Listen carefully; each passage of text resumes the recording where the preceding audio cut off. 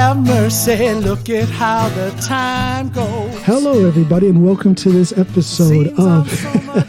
I'm looking at a video of my next guest. He's dancing. Not bad rhythm for a white guy. But thank you all to this episode of the Coming Home podcast with John Allen. I am, of course, your host, your American who is lost in Norway, John Allen. And today I am talking with I just know he's going to be a fantastic guest. I don't know him very well at all, but I know of him quite well. Ladies and gentlemen, I want to present to you my guest, Egil Berli-Johnsen. Hello, mister. Hello, John Allen. It's nice to be on your podcast. I'm looking forward to it. Well, I've been looking forward to this as well. Now, just so the people out there know, my intention was to have you on, what was it, maybe 2.5 weeks ago, 3 weeks ago, maybe a month ago that we spoke. And me, with my non-technical ass, I was trying so hard to get a video solution here so that I could video these podcasts as well. That didn't work. And actually, I don't think I need the video. So here we are by telephone. Yeah, I think it was 3-4 weeks ago when the world was almost normal. Yeah, there were some whisperings about possible quarantine. I think at that time was when Italy was starting to go bad.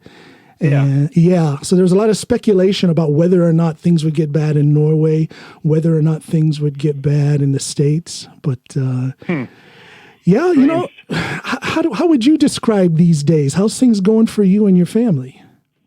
Well, I've been thinking a lot about this. People who are acquainted with me, like you are, might see me as a tough guy or an outspoken kind of half rude, funny, but that is not afraid of anything. So I think a lot of people have the expression of me that I'm hard or tough or like can handle anything. But I have to admit, John Allen, that the last weeks have been very strange, and I'm kind of not a sentimental kind of guy, but I really acknowledge the big things in life and interested in history, right? Yes. Yeah. So, and I have the unfortunate ability to be able to sit down and think, what would it be like to live in the medieval ages, or what would it be like to live in the Stone Age, and how difficult would this and that be? But we find ourselves in a situation that will be talked about in centuries in the future. That's true. This is a special moment in history. Now, I have, as I said at the beginning, I don't know you very well personally, but I have seen on your Facebook feed up through the years, you are someone who, as you say, is interested in history. And I think it is so cool when I see you and your wife dressed up in the old-time Viking outfits. You know, for those who haven't seen you or who aren't seeing you now, you're a guy, you're relatively large, strong looking with the beard and whatnot, and you just and of course being Norwegian, you fall right into that old time Viking image. But you have your other side as well. You have your other side as well, you know. Yeah, and I hope you have seen pictures of me or posts where I don't have a sword swinging and a cigar and smoking and drinking, and because I'm very proud of being. In Norway, we have this saying, and I know you understand it, but I'm not sure all your foreign listeners who understand it. The storfamilie, the big family, the outer family, the extended family. Yeah, the extended family is very important to me, and it fills my heart with this deep rumbling of love. Yeah, you know what? I know exactly what you mean. Yeah, that foundation of like people power or the love of having the love of more than just your family around you, and that is so powerful. Yeah.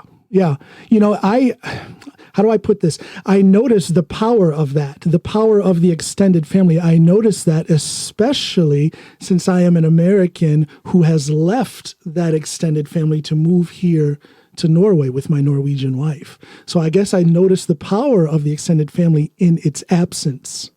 because I don't have that here. So you've got your family values in place. You've got your roots in place, and you know the value of that love from the family.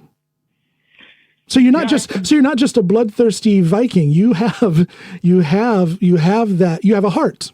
You have a heart. Yeah, and I hope that comes across as well. I think it does. We're too fast to judge, and people have always been too fast to judge people on appearances. Oh gosh, absolutely. Yeah. So I hope it comes across that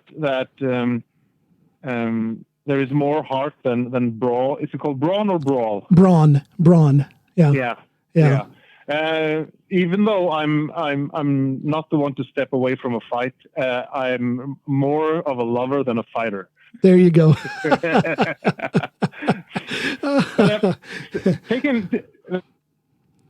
I think we should touch upon today is because there's some. If people could see us, or you actually mentioned it in the opening, my moves are not bad for a white guy, and that means you're a black guy, and a lot of people don't know this, but the issue of slavery should be more talked about, even going further back than the American history of slavery, because way back in the Viking era, in like the 700s AD and 800s and 900s AD, Norway was a slave society with 20 to 30% of the population being slaves per definition.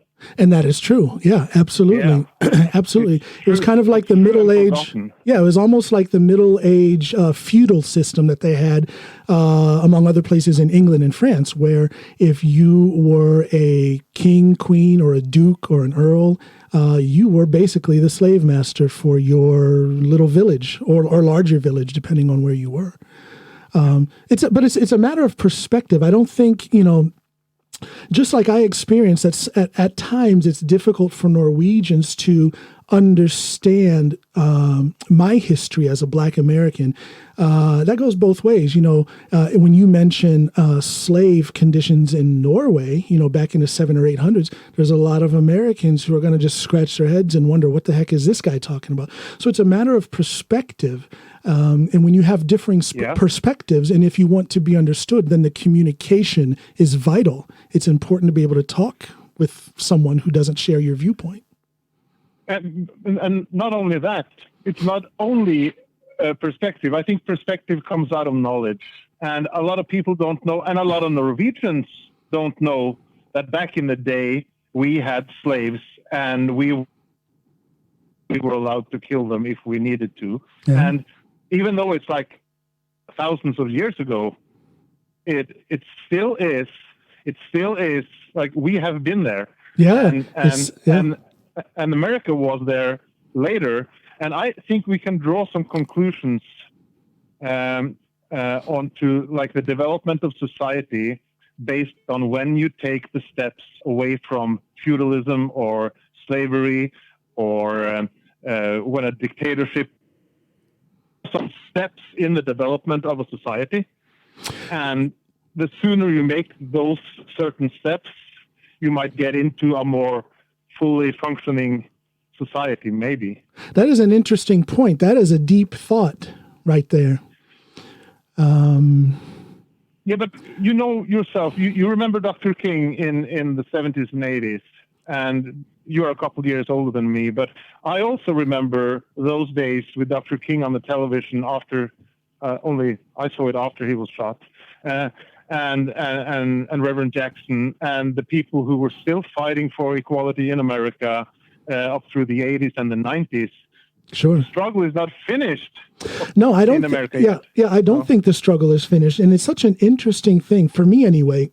Having lived the first 35 years of my life in the United States, except for my military service, I lived 35 years, born and raised in the United States, and then I came here to Norway in 2002. So it is a very interesting sociological observation that I have when it comes to social justice, if I can use that word, and when it comes to racism and xenophobia and those things, because there is a Norwegian perspective or a Norwegian definition to those issues, but then there's also an American definition to those issues. And at times they can be wildly different. At other times they're quite similar, but sometimes they can be wildly different. And one example is, now my wife's family comes from northern Norway.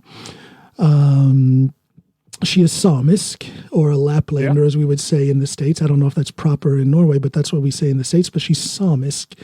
And up here, I can remember her father. He was born in 1934. He's dead now. But he was telling me during the 50s, 60s, and even into the 70s, people would discriminate against him because he was Samisk when he lived down here in the Drammen, Oslo area, down south. And for a Black American to think of Norwegians being racist against other Norwegians, that might be a totally new concept to them. I think you're telling both good point and a sore spot, because I don't think the regular Norwegian actually acknowledges that. But if you look at the old adverts in the old papers about housing in Oslo, remember, you've seen those? Yes. No people from the north need apply. And it's the same as with the Irish in America or the blacks. Exactly. Well, that's the kind of stuff my father-in-law would talk about how difficult it was when he moved down south after the war, how difficult it was for him to get a foothold on a new life down south here. Yeah. Did he tell you anything about being forced to speak Norwegian? Oh, absolutely. To this day, my wife, and I think this is a sad thing for our children, because that whole part of their background, that whole Samisk language part has been cut off because my father-in-law was forbidden to speak that native language, which for my American friends or for my non-Norwegian friends is drastically different. It's a totally different language than Norwegian. It is their own Samisk native language. So that was cut off. My wife did not get to learn Samisk, which means our children haven't gotten to learn Samisk. I think that I think about that constantly. That's as I said, I think more about heritage and family roots and that family thread. I think about that more since I've been away from my family in the States, since I've been here in Norway, so that part of my children's background has been cut off. I feel that. I do. I feel that. I'm going to take a leap here and try and come to a conclusion that we can think the average American with a different background than white American are not aware of racism being an issue in Norway or Europe. Right. And I agree. also think that most Norwegians don't realize the atrocities that has been done to the Sami people and towards immigrants in Norway, because they have this image that Norway is so free from racism and difference, but really it isn't. Yeah. Well, I can give a great example. Now, I love my Norwegian brothers and sisters. So I'm not trying to say that Norway sucks or that Norway has big issues that they need to take care of. But here is one thing that I am met with on a consistent basis. I'm a man who likes to talk about issues. I enjoy a great debate. I don't have to agree with my friends. I love to debate. And one thing that comes up... Join the club. And one thing that comes up is the presence of racism, the issue of racism. Are you there? Yeah. Okay, the issue of racism here in Norway. And a lot of my Norwegian friends will just flat out deny that it exists. And I tell them something that hit me like a club on my head is when we first moved here and my wife and I were looking for a home. When we first moved here from the States, we moved in with her parents. That went okay, but I didn't want to feel like a child living with someone's parents. So we started looking for our own house right away. And on 3 different occasions during our time when we were looking for a house, we were denied the opportunity to buy a house because I was black. Yeah. Now, how do I know that? Now, some people say, oh, he's just sensitive or he's just making that up. Well, I know this because at that time, I couldn't speak Norwegian. I was brand new here in Norway. So my wife and I would always speak English. So we would go to these house showings and we would be speaking English. So the real estate agent or the homeowner would assume that we couldn't speak Norwegian. And I couldn't, but of course my wife is Norwegian. So she heard what they were saying when they would say things like, don't sell this house to that black motherfucker. Don't sell this house and ruin this neighbor. Yeah, we heard that on three different occasions that happened. That is so bad. So when I tell that story to a lot of Norwegians, they just flat out refuse to believe it. And I think that they are doing themselves and their society a disservice when they shove away that reality. That's my reality. I experienced that. So, of course, the United States has its problems, absolutely. But I will say this, not once in all my years living in my home country of the United States did I ever experience that I couldn't buy a home that I wanted to. That has happened only here in Norway. Yeah. So there's a little interesting thing. Yeah. Yeah. And I think you're absolutely right. But we don't want to admit it because you have come a longer way when it comes to color in America. And I think a lot of Norwegians have an issue with people that look different because we are not. Yeah. They made songs about it in like 20 years ago. You remember that one? Neger på Olstasjon. Neger på Olstasjon. For those non-Norwegians, it is a Negro at the train station. There is a song. Yeah, there is actually a song that was written about that. I have a bit in my stand-up routine about that. I think that's a very well, I don't know. It's funny to me. Yeah. But I think we're touching into a really big and difficult subject because we like to think we are so open and so accepting of other, but like deep down, I think we still have a long way to go. I have, if my youngest boy were to sit next to you on the screen right now, you would be the pale one because he's darker than you. I've seen pictures of your children. Talk about that a little bit. Because when Eric and I are outside at night, I have to tell him to smile so that I can see where he is. He is, and when he moved in, he was like 10 or 11, moved in 2012, and people would look at us at the store or wherever we went in the beginning because has this strange-looking white man stolen these two beautiful black kids? But the people in the community fairly quickly got used to seeing us all together because I have two kids of color, and now when I forget to introduce him as a foster kid, I say my son, and people think you can see the gears going around in people's heads. Wow, his wife has to be really black in order for them to get a boy that black. But but they have never experienced racism as they can remember, and I've asked them plenty of times.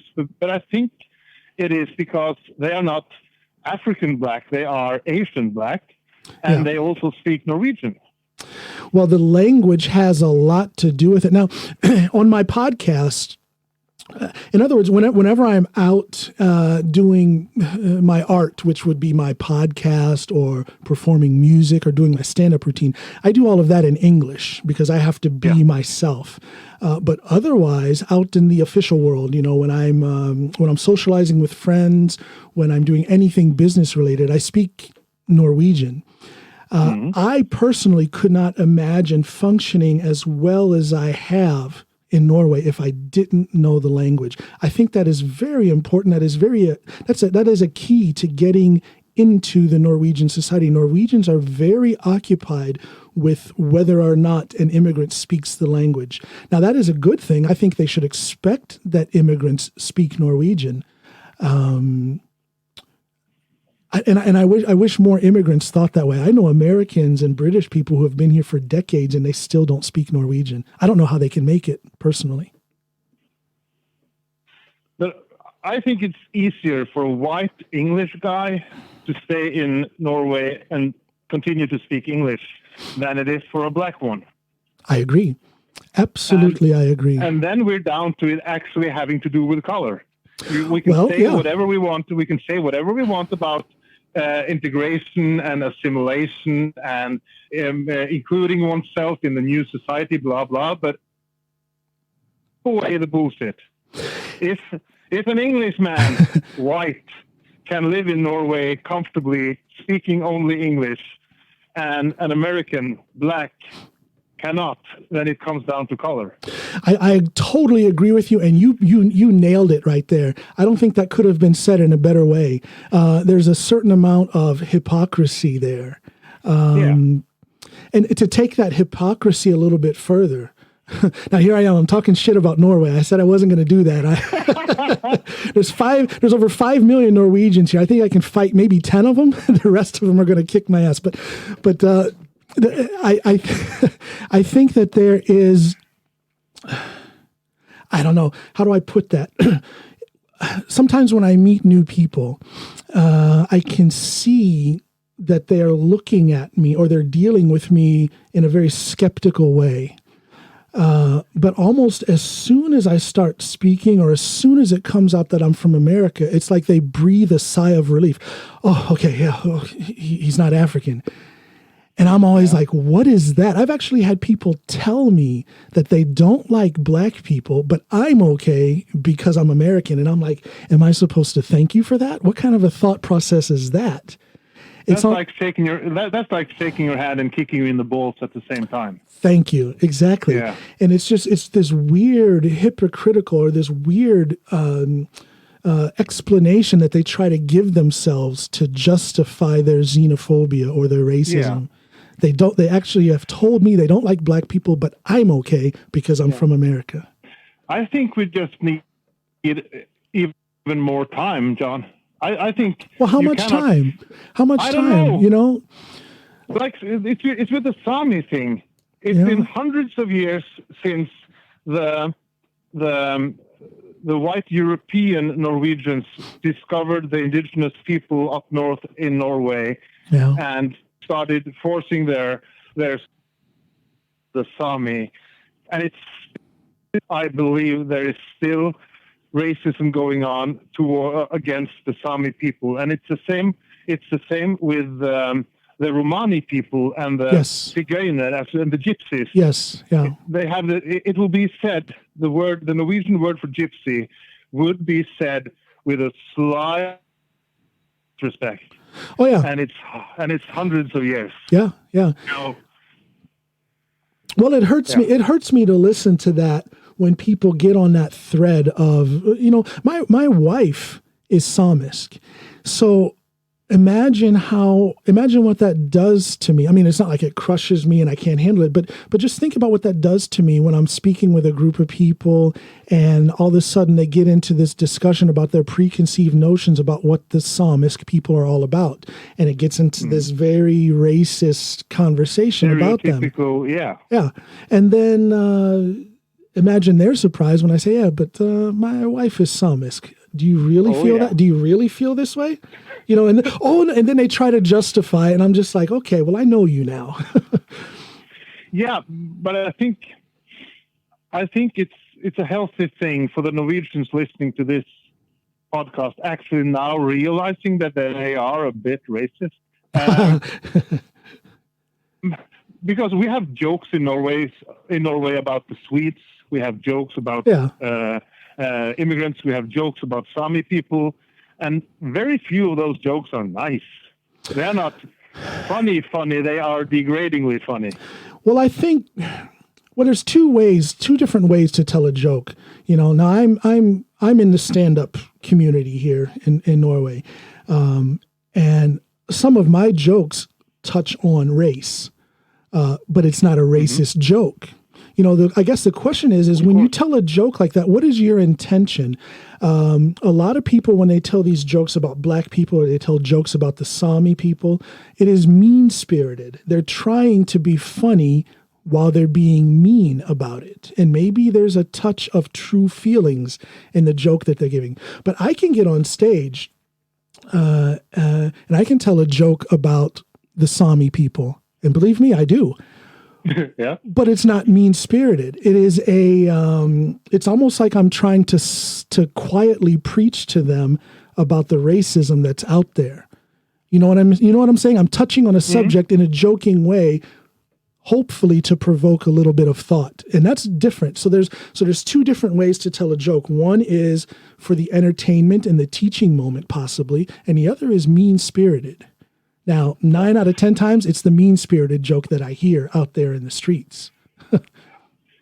You, of course, know the feeling when the punchline is timed correctly and it hits home with 99% of the audience and you get that feedback, right? Yes, yeah. Yeah, okay. So here I'm going to tell you now, from my 42-year life being a joker and or making fun of things with people and having dad jokes, I'm going to tell you the ultimate episode with a joke. And Okay. this is so good, it could not have been scripted. Okay. So I can make fun of Norwegians, Americans, blacks, retards. I can tell Jew jokes. I've got jokes for everything. So I have this I have this German friend visiting from Nuremberg, Germany. Yeah. He was visiting like a couple,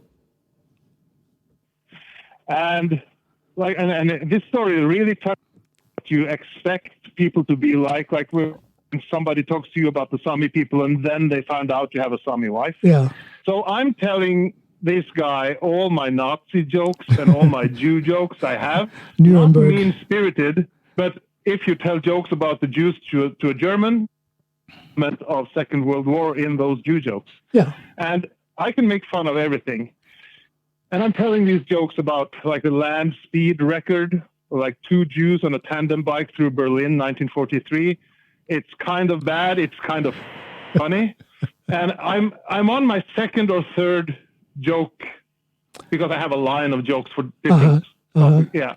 And we're making food while I'm blabbering on about this funny stuff about the couple of jokes I have about Jews. And then he stops stirring the minced meat in the pan and says, "Egil, that was not funny." And I immediately freeze. Oh, I can imagine. Because, oh shit, have I missed something in the backstory of my friend's life? Have I really missed something?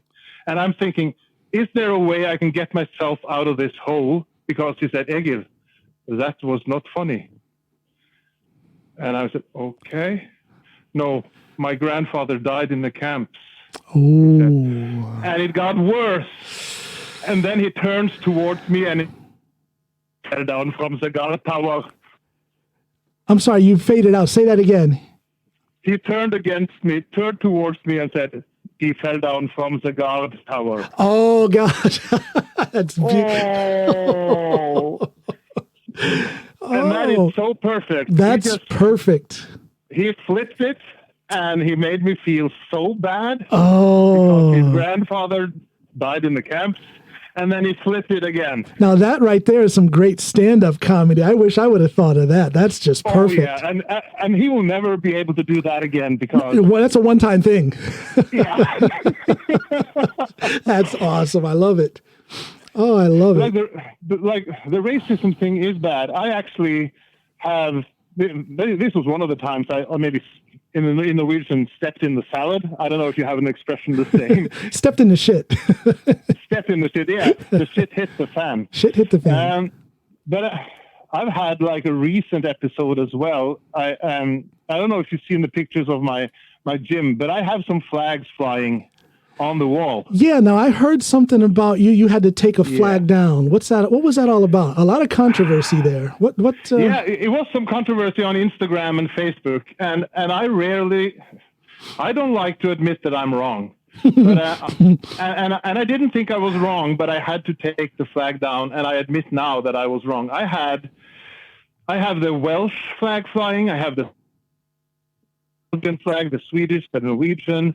I have the Colorado state flag flying. Yeah. I have the Stars and Stripes flying up there, and I had the Stars and Bars. The rebel flag, yeah. The rebel flag. The Confederate next flag. to the rebel flag, I have and next to the rebel flag, I have a rainbow flag flying. Yeah. But a lot of my athletes posting videos online got heat because in the background they could see the Stars and Bars, the Confederate flag. And for me, that Confederate flag has not that negative, is it called annotation or connotation? Connotation, yeah. Yeah. Now, from what I see, that is the case with a lot of Norwegians. That has no negative connotation with most Norwegians, actually. But But what did you experience? I bought the flag at a museum that had exhibitions about the slavery and the Civil War and everything happening in America in the 1800s and in the 1700s. And I bought that flag out of genuine interest for the history. Yeah. And the South is and was a major part and a major player in the way America was just the other American flag. And it would be a cool thing to have on the back porch on the 4th of July when I had the Stars and Stripes on the front of the house. And so my thoughts around the Confederate flag was not all the bad history that a lot of other people, but also the people who reacted negatively on us flying the Stars and Bars or the Confederate flag were people younger than me. Okay, yeah. And you're 42, so right? I'm 42. Yeah. And I had to admit that being a middle-aged white man in Norway, I was not the one who had the right to make the definition. You know what? I'm just going to say right now that is very insightful of you to say that, because a lot of people plant their feet firmly in the ground and hold on to their notion about what is right or wrong or offensive or not offensive. Interesting. Exactly. And all the people who reacted negatively were people younger than you and I. And who am I to decide that, no, it doesn't mean that, it means something else? Because whatever it means to the person who sees it is what it means.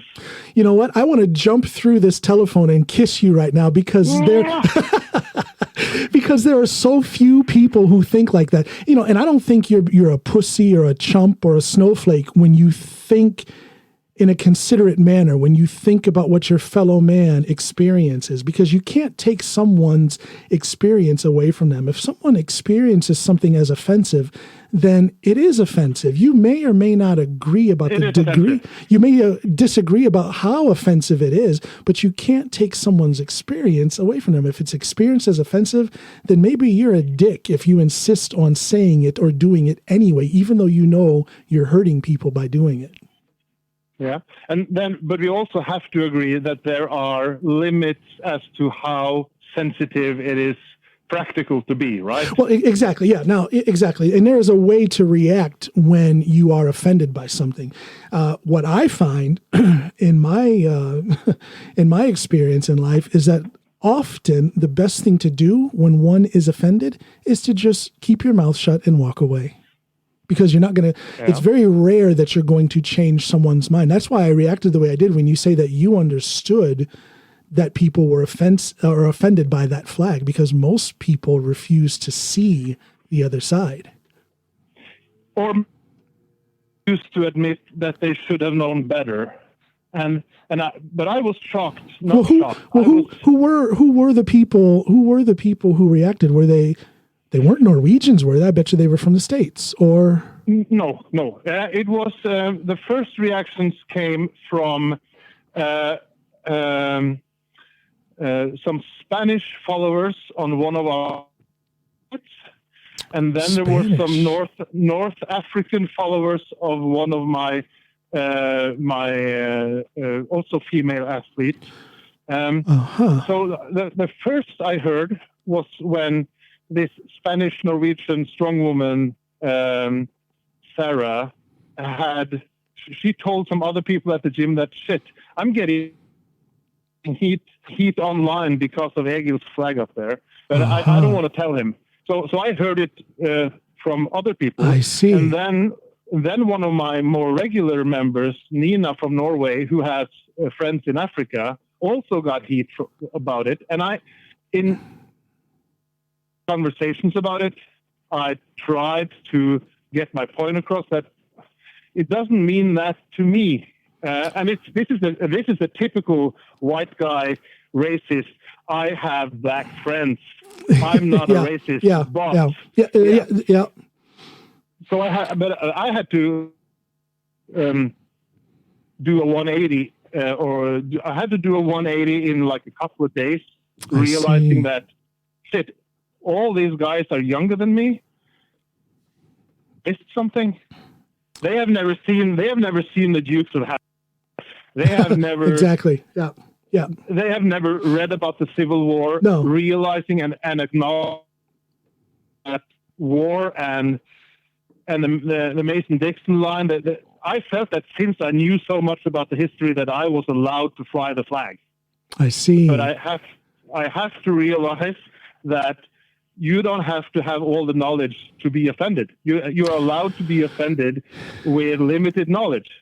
That's true. That's very true. You know what fascinates me is that because when you first started talking about this, I'm thinking the people that complained would be American, but they weren't. They were from other places in the world, and that kind of surprises me. That people who are not American, who haven't been directly touched by that thread of American history called racism and the Civil War and slavery and whatnot, that they would react to that. That's an eye-opener for me. But we're also now touching into the type of being offended on other people's behalf. We're starting to get really good at that. Yeah, that's true. Yeah. Yeah. My affection for people that I know really well, for skin color or ethnic background, my love for those people might make me more offendable, if that's a word. Yeah, I understand that. Yeah, you feel almost like you want to protect those that you know and that you love. Yeah. Yeah, but that's a natural instinct, isn't it? And that goes back to what you said, that even though you are this big, bearded Norwegian guy who's into the Viking lifestyle from the days of old, you still have that open, kind-hearted, caring side of yourself. Well, there's evidence of it right there. Yeah. So that story is a really good one for having to readjust your opinions, and it's not easy for people to do. Not a lot of people these days are adjusting their opinions. They're just kind of plowing forward with that preconceived notion that they have about whatever subject, and nobody's willing to change their mind anymore, it seems. No. Or am I meeting the wrong people? I don't know. No, I don't think you are. But I'm proud, and it's also strange, the fact that I am proud of knowing so many people of diverse ethnicities and stuff is also like a part of the same. The fact that I divide people into those boxes, and actually I'm proud of having Muslim friends. I'm proud of having African friends and African American friends and American friends and Middle Eastern friends. The fact that I have those boxes to put my friends in actually makes me still a part of that problem we have, that we put each other in boxes. Well, I hear what you're saying, but I don't quite agree, because people are different. You know, I how do I put it? Putting people in a box, I believe, is natural. The question is, and the question of kindness or mean-spiritedness comes when you ask, okay, you've put me in this box. Now what are you going to do to me while I'm in this box? I'm going to hug you. Well, but you see what I'm saying? You know, I categorize my friends as well. You know, I have my Norwegian friends who are very different in general from my American friends. So they're in a box. There's two separate boxes there. But is that a bad thing? Am I treating them? How do I put it? I'm going to relate to them in different ways. But I still think that the fact that I bring it up is, it's like it's related to the sentence, I cannot be racist because I have Muslim friends. It's a part of that same. I hear you. Yeah. Well, as long as you're not, like I told you earlier, as long as you're not one of those people who say, I can't stand black people, but you, John, you're okay. As long as you're not one of those, and you're not one of those. And childish, that is not. I'm having a harder time believing that there are people like that than I'm having a hard time believing that there are people who talk the Sami people down. That I can believe. Yeah. But are there really people who say that I don't like brown people, but Hassan is okay because he makes good pizza? Sure, absolutely. There's people like that. Absolutely. I mean, I'm telling you, I've heard it with my own ears. Oh, that is so bad. The first job I got, because before we moved up north, we lived for a few years down south in the Drammen area. And the first job I had, I led a after school project at a junior high school here in Drammen. And most of the kids were of a minority background, maybe first or second generation immigrants to Norway. So I had a lot of contact with both ethnic Norwegians and non-ethnic Norwegians. And very often I would be in discussions with parents. And this would be quite often, sadly, way too often, where parents would say pretty much that same thing. We have issues with our children playing with these immigrant children, but so-and-so or so-and-so is okay. Or, John, we have so many problems with the immigrant people in this area, but you're okay. You're okay, John. And I would always have the same discussion in my mind where I would be asking myself, do these people expect me to thank them? Oh, you hate immigrants, but I'm okay, thank you? Is that what I'm supposed to say? And that happened, sadly, it happened way too often. That exact situation way too many times. Yeah. And the solution to that kind of problem, the only thing, and I have to come back to it again, it is, as it is with religion and other things, it takes time. And there's a lot of things wrong with both the American society and the Norwegian society and the European and the African. Yeah. But to get, because we are not in a globalized world nation right now. We are on the brink of becoming a globalized people. And I see a lot of good things going on between cultures and between people and between different races, if you can still use the term race. Yeah.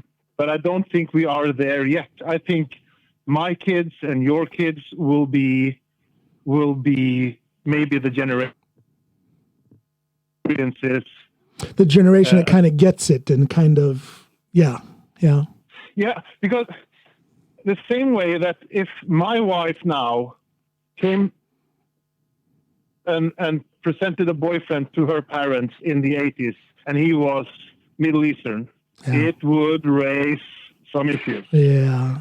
But if my daughter now, and I'm not meaning to say that I'm unique. I think that I'm the result of my daughter came home with a guy from Congo, like pitch blue black. Blue black. I'm going to tell you the Viking word for black later. I think my natural, genuine, honest inner reaction would be way better than what Kiki would have experienced if she did the same in the 80s. I agree. I totally agree. Those 25, 40 years is the difference. I'm not the difference. I'm not that much better. I think it has to do with that change taking time. Back to the Viking word for Negro or black. If you read some of the old sagas,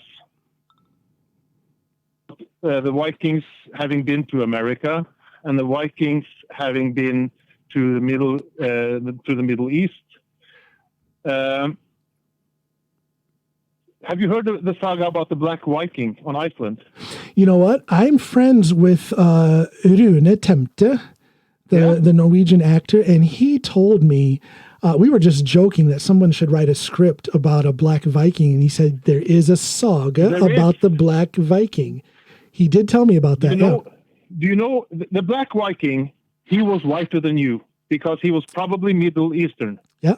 And the Viking of color, they would probably have met Middle Eastern or Central European people with your complexion or lighter. Yeah. And they would immediately be labeled. Then the Vikings reached Greenland and also met like the Inuit people, maybe up north in Canada. Yeah. And they were called Skrædinger. Yeah. Skræae. Yeah.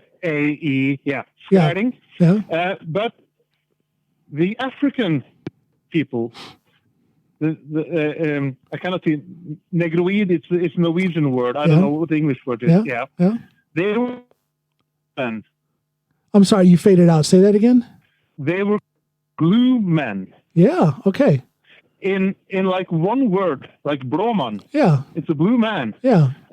So when an African person was stolen or enslaved by Vikings, it would be, and if he were to be displayed and sold as a slave, it would be a blue man sold, and a Middle Eastern guy would be sold as a black man. Uh-huh. Yeah, so they categorized a little bit more exclusively back then, because you had the blue men and then you had the black men. Yeah. Yeah, and I also think it's because they ran into the Middle Eastern people first, and they kind of took the word black. Yes, yeah. But you know, a cool saga because he was initially a slave. He was a træll, and he was not a free man. But then he earned his freedom and ended up as a landowner.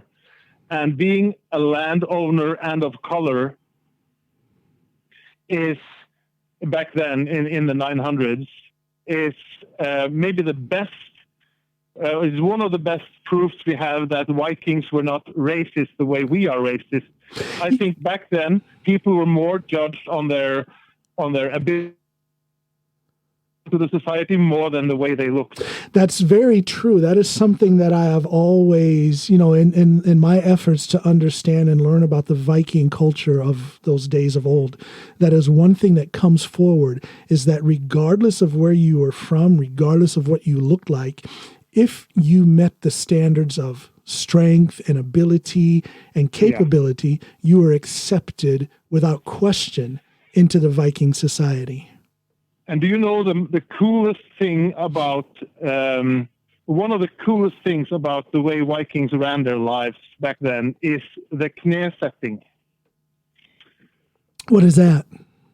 Knesetting. You know, when me and my wife have a child of our own, we take her to church and she's baptized, right? That's the white Norwegian Lutheran way to do it. Yeah. Yeah. And if I die and Kiki remarries, my kids will be called stepkids, right? And he will be called stepdad. Yeah. Right. Back in the 800s and 900s in Norway and Sweden and Denmark, there was a totally different but really awesome practice that we really should reintroduce. Okay, yeah. So let's take the story of Kiki and I then. Kiki and I have 3 kids, and I die out in Viking. And she marries my brother, because that was maybe the most logical thing to do back then. Yeah. There would then be a ceremony in his new house, formerly my house, sorry, where he took my kids up on his knee and presented them to the family and friends and staff as his. Okay. And from that knesetting, they would no longer be, they would be children, and they would have the automatic rights of inheriting the farm and all of my belongings when I eventually died. because there were no differentiation about biological children. The moment you have been put on the knee, presented to the family, and maybe the town Gode, the town medicine man, whatever, as his kids, they would be his kids.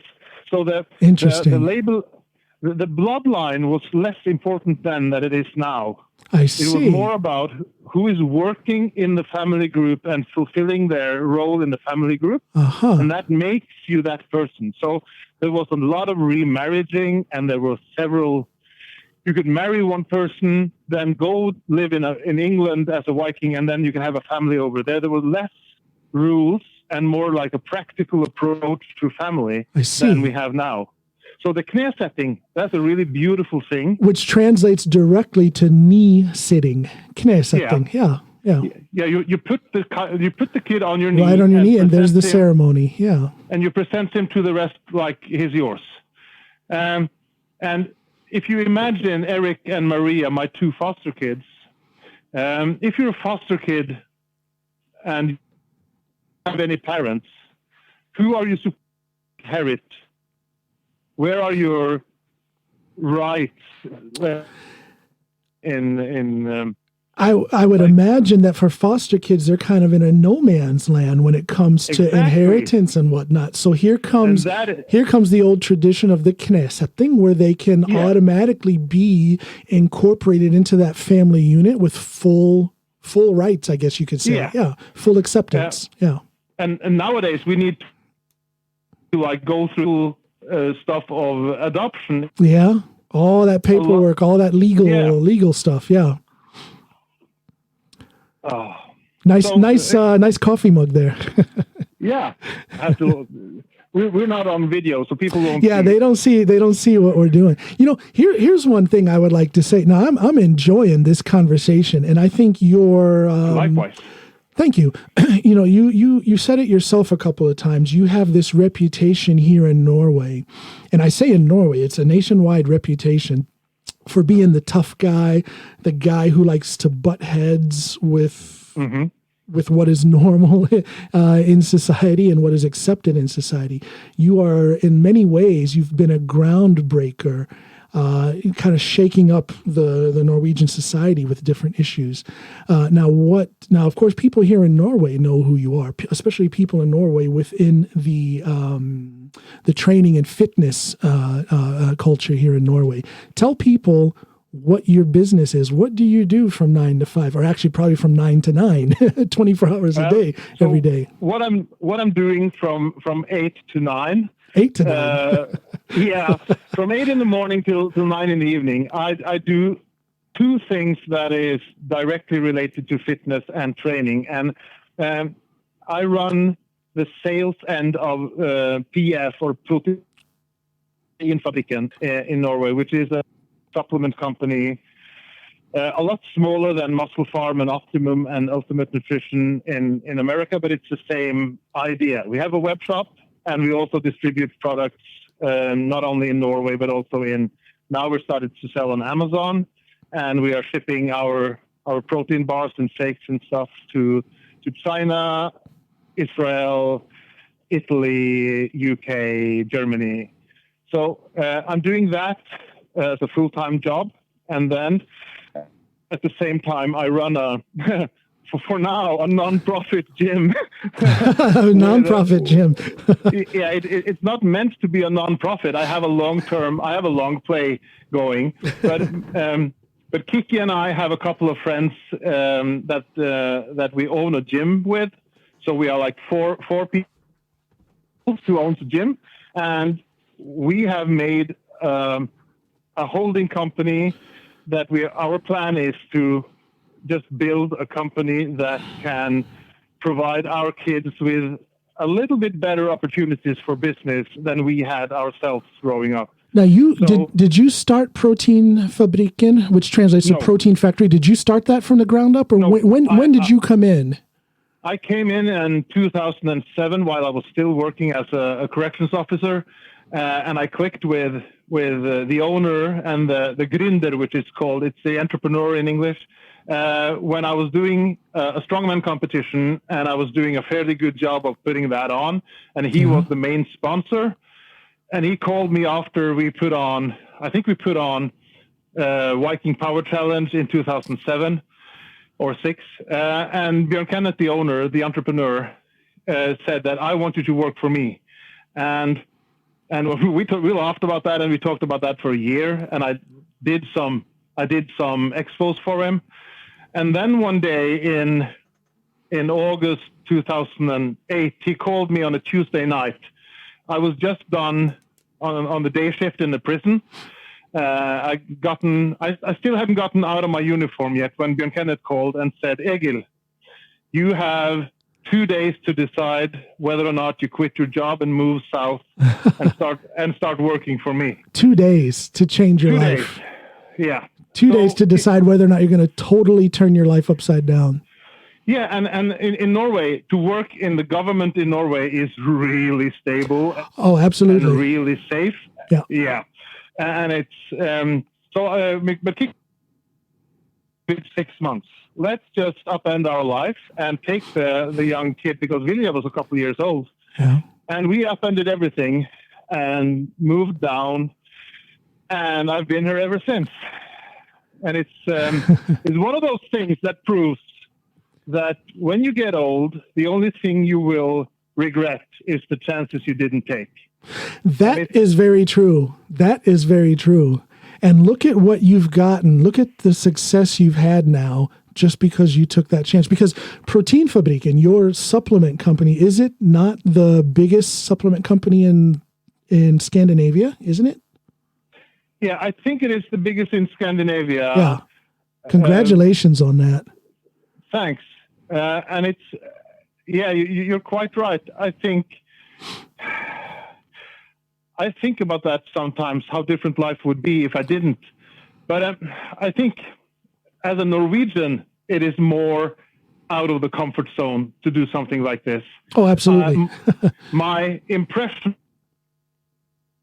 American mindset, is a little bit more, it seems like the culture that has been building in America the last 100 years is more open to doing like real life decisions, isn't it? Yeah, I think so. Absolutely. There's more of an entrepreneur mindset in America. You know, that vision of people striking out on their own and doing something new is a lot more common and accepted in the States than it is here in Norway. In Norway, if you or even applauded. Well, I was just going to say, in Norway, people can experience a little backlash for daring to step outside that box. I don't know if it's jealousy. I don't know if it's, I don't know what that is, but sometimes you can be met with a little adversity from people that you thought would support you. But you don't care about that. You have a very non-Norwegian, which I think is interesting. You've got a very complex personality, I think. Here you are, you're this Norwegian guy who is very grounded in Norwegian history, Viking history. You are a loud-spoken and intelligent-spoken proponent or supporter of Viking culture, and yet you do things that are extremely non-Norwegian, like being vocal in the media. Striking out on your own and doing something so drastic, like you said, you had 2 days to decide to turn your whole life upside down and start with something new. I think it's fascinating. That's a great personality that you have right there. It's very dynamic. Thank you for that. But I have to touch back into why some Norwegians or Scandinavians find that action uncomfortable. I think that we are quite fond of those boxes we put people in. Back and the minute you start messing up the system by climbing out of your box and over to a different box, you mess up the archive. Yeah. Well, yeah, Norwegians are very rigid and they're very systematic, and I get that. I think so. Yeah. And so when they see somebody who is not very systematic, or at least someone who is looking to start a whole new system and a whole new way of doing things, that can be a little bit scary for someone who is a little bit more traditional Norwegian, very conservative and straightforward? I want to touch into another subject, but I will do it with this as a stepping stone. Because have you heard a lot of Norwegians talk about the old times and things were better before, and back then things were better? Yeah. My impression, I've been to America 7 or 8 times, and I traveled to America in the last of my life. Never, ever have I heard, I haven't heard Californian friends, Southern friends, Ohio, New Yorkers, I have never heard them say, back in my day, things were better. Okay. I've never heard the same expression. And I've stayed for weeks. I've been visiting people in Boston, New York, Ohio, California, Virginia, and I've never heard that like slightly negative towards people of this time and lifting up the olden times. I see. Do you have people back home that use that phrase to say that things were a lot better in the 70s? No. No, I don't know. I don't know of anybody who's saying that. Yeah, but you hear that in Norway. Yes, I do. Absolutely, I do. I wonder what that is. I've never thought about that, but that is a big difference. Yeah. I think the modern kid and friends from Cyprus to South America to Australia, and I think that globalized thing that is happening right now is messing up a lot of middle-aged Norwegians' boxes. I think a lot of boxes get ruffled, and people my age and older find that uncomfortable. I wonder if we should tape those boxes shut, shove them out of the way, put them in a closet, and get some new boxes. Yeah, my son Eric would have some gaffer tape, some duct tape to fix that problem, I think. Yeah, let's put some lids on and shove away those boxes. Shove those things away. You talked about how you had a couple of days to make a decision to turn your life around. I can see a little bit of that kind of mirrors my experience with coming here to Norway. Yeah. It kind of happened very quickly. I came here in 2002, and I came here with no idea. I was a police officer. I know. In the States at that time. Yeah.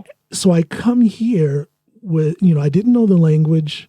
I had no idea what I was going to do, but I came here and I got started trying to make my way. And when I looked from those first days of uncertainty to where I am now, there's a story in there. I'm not saying I'm special. I'm not saying I'm... But there's a book. I'm writing these days. Yeah. Just so you know, something is coming out eventually. I am writing I don't know if I want to call it a book, but I am writing some things that will become a book eventually.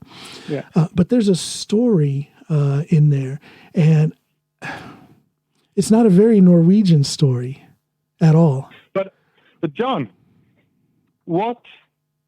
Because being a police officer is an occupation of power, and it is an occupation of honor, and you're upholding the law, and you're taking care of your citizens in the block that you're doing. Yeah. That must have been hard to let go of and step into uncertainty. It was very hard to let go of. Now, there's a long story into it, but basically, I'm just going to say very briefly, and I'll save the details for a later podcast. But what had happened was, because I was a narcotics and gang detective, and what had happened was, in the course of an investigation, the bad guys found out where we lived. They found out where my wife worked. They threatened her. Just imagine 15, 20 guys showing up at your wife's job. And I don't know what their intentions were. At the very least, their intentions were to send a message.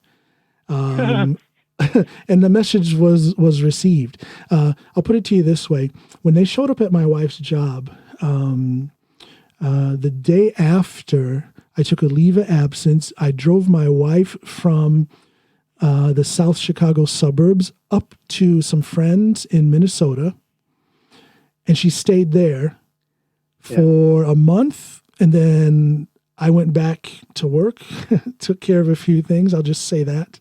Again, this is all this is all for another episode. And Okay. But what happened was my wife stayed in Minnesota with our friends for a month.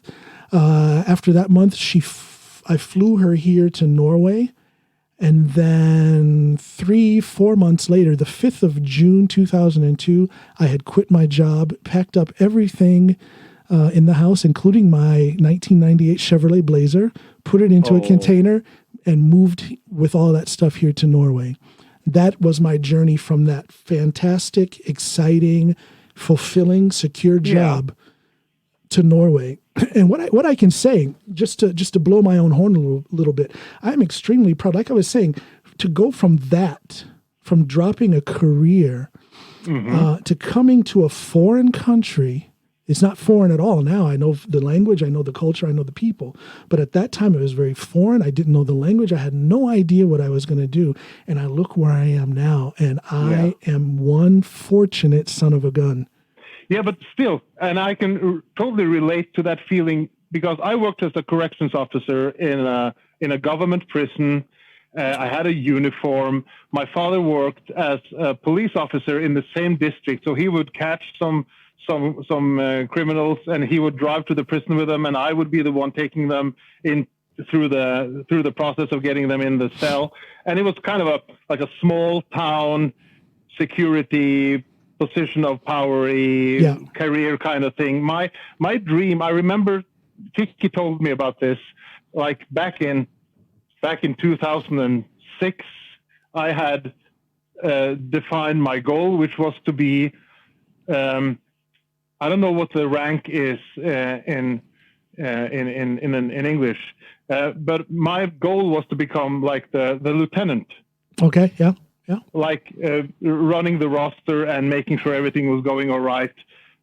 But then all of a sudden, you just, okay, let's do something else because an opportunity arose. But you had to because the situation got so bad that it wasn't safe for you anymore to do. Well, I felt that I had to. Now, my wife, to this day, she'll second guess that. Every once in a while, she'll say, gosh, we should have stayed. And for me, there was a very fine line that was crossed. And that fine line is called the safety and well-being of my family. Had I been single, had I not been married to her at that time, totally different story. Totally different story. But she was my wife. We were 2 years married at that time. And there was just no question. There was just no question. I wouldn't have done it any other way than the way you did it. It was pretty bad too. The first 5 or 6 years of us living here in Norway, we had help from the Norwegian authorities to keep our address and phone number and all that stuff private. Yeah. That's how serious it was. We had to make sure that, that's just the situation that we lived with. And I think a lot of people makes the mistake of thinking that other people's way of reasoning is the same as yours. So let's take these bad guys that you were hunting back then. The mistake would be to assume that they would have the same standards of decision making as you had. So treating them like, oh no, they would never do that because I would never do that. Well, it's dangerous. It's a dangerous position to take. Well, I'll give you an example on how the whole thing started. There was a certain point where things changed. Before that point, it was just another criminal case that I was working as a detective, as a gang and drugs detective. But all of that got turned upside down. There was one night, it was like 11:30 in the evening, 23:30. And we get a phone call from our neighbor. This busybody old lady in her 70s who was our neighbor. Shirley was her name. Thank goodness for Shirley, because she called us and she says, John, I see some people climbing over the fence in your backyard. Ooh.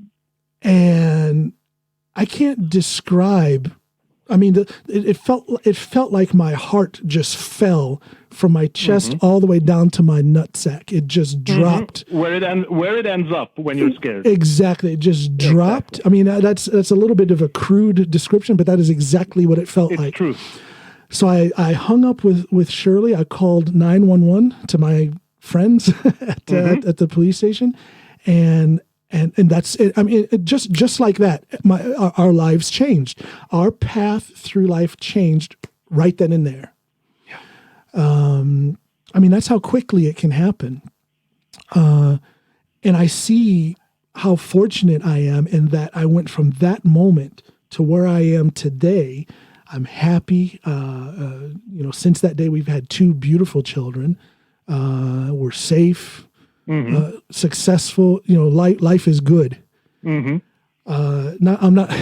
can't say that life hasn't been difficult, because I have had some difficult times here in Norway. There were several years of uncertainty, depression, that whole thing with having to deal with, my whole, at that time, what I thought was my identity was gone. I'm no longer this police officer. I'm no longer this. Exactly. So there were a lot of challenges in that. I had, you're running a gym now. I ran 3 gyms at one point, and that was part of my search to find a new identity. I don't think I was quite thinking correctly at that time, but I thought my identity would be based on what I was doing for a living. And oh my gosh, I enjoyed running those gyms. And I have to say this out loud. You and I have talked about this before, but I want to say this out loud for anybody that is listening. Egil is one of the most kind-hearted people I've ever known. And again, I'm not sure how much you had to do with this, but there was one point when I was just getting started in the gym business, where I had taken over a gym from some other people, and that gym was in a lot of debt. So I took on that debt myself.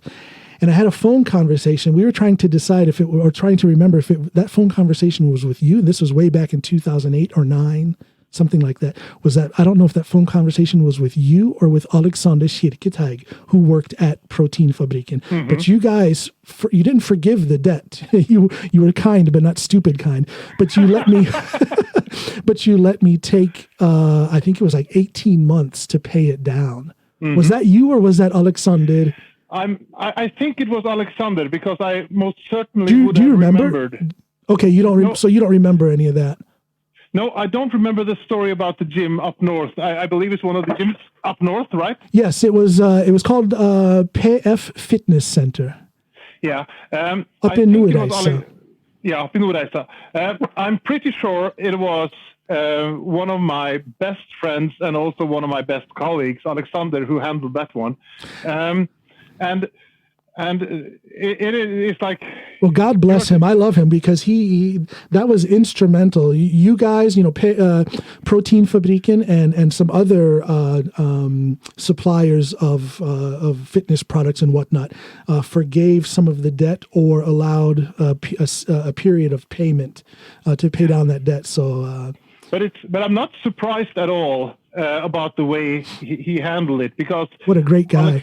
Yeah, he is a great guy, and I think he ends up being misunderstood in the way I can end up being misunderstood, because how so? He is also a hard-talking brute and stubborn and argumentative kind of guy. And I've seen some of the discussions he's gotten into on the powerlifting. The powerlifting he never community. backs down, because when he's right, he's tough. Yeah, he is right, and he never, and he's like a pit bull. Yeah, but what not all people realizes about Alexander is he's really deep down a really good man. And the way he got started in PF is also kind of a cute story, and I will do it really quick here. We were on the verge of putting our products out in the retail industry in Norway, and I had no clue as to what to do and how to do it. I posted a post on remember the old forums? Oh, yeah. Träningsforum.no. Träningsforum. I posted a post on Träningsforum asking, do I have anyone in Bergen who can handle a couple of convenience stores for me? Yeah. And then I got a phone call like 2 minutes after I posted the post. I saw on my phone that Alexander Kirketeig, and I knew him from the powerlifting scene. Yeah. He was calling me, and I was thinking, oh shit. Have I written something wrong? Am I overstepping some boundaries here? So what is he gonna do? What is he gonna say when I now accept the phone call? And when I accepted the phone call, it was maybe the second time I talked to him on the phone or something. Uh-huh. He said, Egil, I would really like to take that job. And I was, what?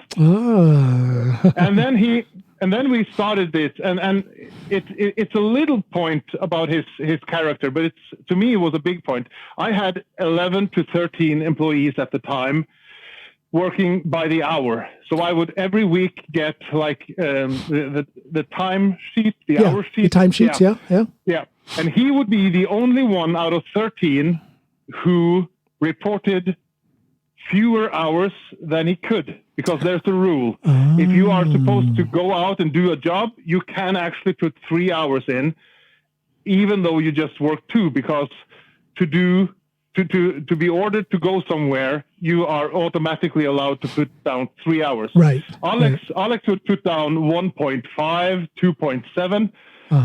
So after that initial period, he was the only one that was hired from that initial group, because I see he excelled in his work, and he also like came across as super diligent on the details. So you saw his character immediately because of that timesheet. I see. And to be honest, I hope he's not listening, because I realized pretty quickly that if he had lived down here, I would be working under him, because he's that good with numbers. He's that good with strategy.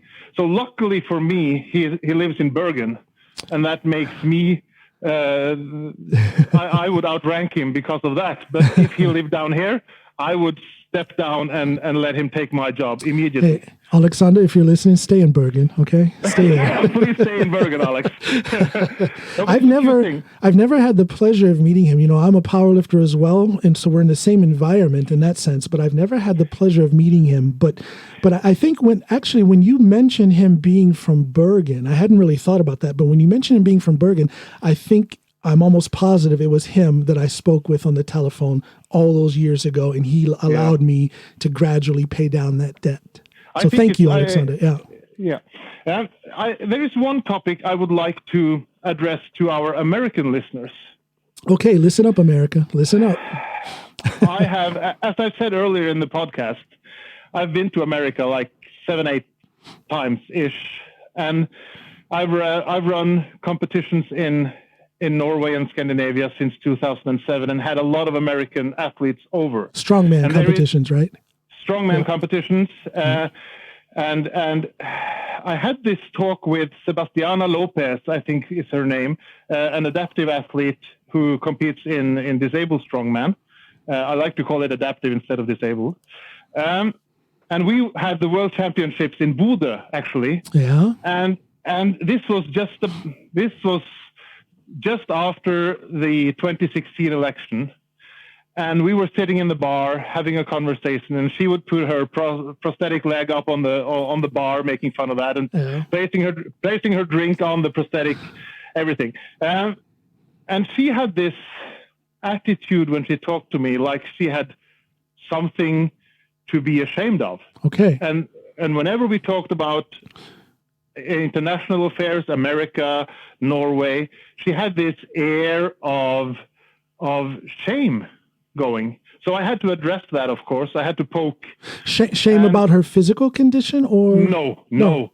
About being American. About being American. I see. And okay, here we go. And what I told her blew her mind in such a way that I think that a lot of you guys don't understand something. There is one thing that you guys don't understand about being American. What's that? Your importance to the rest of us. Oh, you know what? you can take me out of that box because I see it. Yeah. but I don't think I would have seen it if I was still living in America. No. So let me tell you, let us tell the others. Yeah. She did not realize, and I think a lot of Americans don't realize, one, how American culture affects the world, and two, how the elections in America affect the world population. And I don't think you guys, like the regular American, don't realize the importance of your position in the world. She was flabbergasted when I told her that we would spend the night awake in Norway watching the American election. Yeah. And I said, why is that important? There's nothing in our election that has to do with you, she said. And I told her quite the opposite. Whatever you guys put out in the world, be it music, be it art, be it film, or political values or human values, those things are looked upon by the rest of the world as kind of a tone setting thing. Yeah. But let me ask you this: do you think that it is still that way today, or is the world? Let me formulate my question. Okay, I agree with you that at least up until a certain period, or I would say up until we got our current president, what happened in America was very influential over the rest of the world. But do you think it's still that way? Now, I know that people here in Norway are very interested in American politics as they are today, with all the controversy with Trump being the president. But are they interested because of the controversy, or do they still think that America is leading the world? Do they still think that America has the influence that it did before Trump was president? But I think you just did what is at the heart of the issue. Yeah. The difference between being the leader and having the influence, I think that's where the road forks. There you go. I don't think that the everyday Norwegian feels that America is leading the world right now. No. The way that the average Norwegian felt that America was leading the world when Barack Obama was president. Right. Because that guy would have a lot of Norwegians in the trenches with him if there was a war. Yes. Yes. Yeah. So I don't think that 2020 America is the natural leader for educated Europeans. No. But up until number 45, I think we're in agreement. Yeah. But American culture and American music and American art, and also the big thinkers, the scientists, the American, I used to call it the machinery. Yeah. Okay. It's easy to make fun of. Not make fun. Now we're back to Corona and COVID-19. America was late to the party. Okay. Oh yeah, that's undeniable. That's undeniable. Yeah. And it's easy to make fun of that. But I'm going to tell you one thing that every Norwegian and European know is that when the Americans push a button, when the machinery starts, you have to go back to the Second World War and Germany to find its equal when it comes to rolling out the measures and the American machine. Yeah. And what I think most Americans don't realize is that we, and now I'm talking as a European, we look up to the efficiency and the machinery, and everything good about America is valued by us. And I don't think you realize how much of the American culture is valued. So when you come over to Europe for the first time in your life, some Americans have this air of shame around them, that they think that we look down on you, while otherwise you are the big brother, and we kind of idolize you, even though you're a bully sometimes. It's like the big brother thing, and it is still real, and it is still there. But Well, I think you forget to take credit for the good stuff. Well, I think there's a definite separation between American politics and the American society or the American culture. And I can tell I'm the first one to admit that I benefit from. Let's push aside this whole thing with racism and the color of skin and all that we were talking about earlier. Push that aside for a second, and I can admit that I quite often benefit from the fact that I am an American. I believe that was instrumental in my first job that I got here, running that after-school program and working with children and whatnot. I believe it's instrumental in the large or small success I have had or may have in the future with my music and my stand-up. I think so too. So being an American opens doors, and that is the American culture. That's the American society. That is the recognition of the American machine, as we call it, which is something totally different from American politics. The backpack that you have been issued with, being an American, a lot of Americans fail to recognize that it's a good backpack, yes, and that you have like an inherent value just by being American. Absolutely. Some of you guys might think that more people look negatively on you than they actually do. I trust in the fact that people can look at what is happening in American politics and separate that from how they view me as an American individual.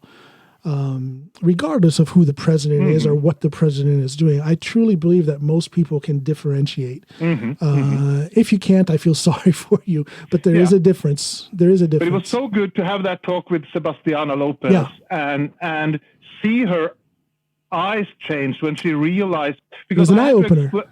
I had to explain to her how the Norwegian Constitution came to be the way it is in 1814. Yeah. When all these Norwegians gathered in a small house in Eidsvoll and trying to come up with a constitution that could topple the Swedish or the Danish king, they had to look to the French Constitution and the American Constitution. Yeah. And so you could say Norway has been influenced by, or Norway kind of looks to America from day one, of the signing of their constitution. Yes, absolutely. And the less Americans know about world history, the less you are given opportunities to pat yourself on the back. Yeah, that's true. That's true. I think I've done the citizens test for being an American. Oh, have you? Really? I wondered, me and Kiki almost bought 101 acres in Virginia once. So I took the citizens test. And I can tell you right now, the problem with the citizens test in America, and I think it is the same problem as with the history books in America. There is too much focus on wars that are already fought.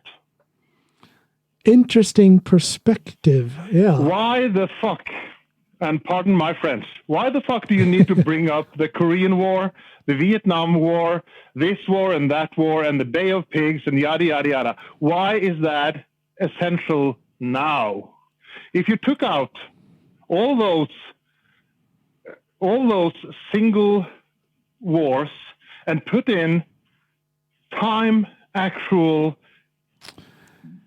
topics and things about America that is positively influential right now, and why would you need a new citizen to America to know about the Korean War or the Vietnam War or the war in Afghanistan? How does that come? That's a good question, and I was not aware that those kind of things were on the citizenship test. Why would a new immigrant need to know those kind of things? That's a good question.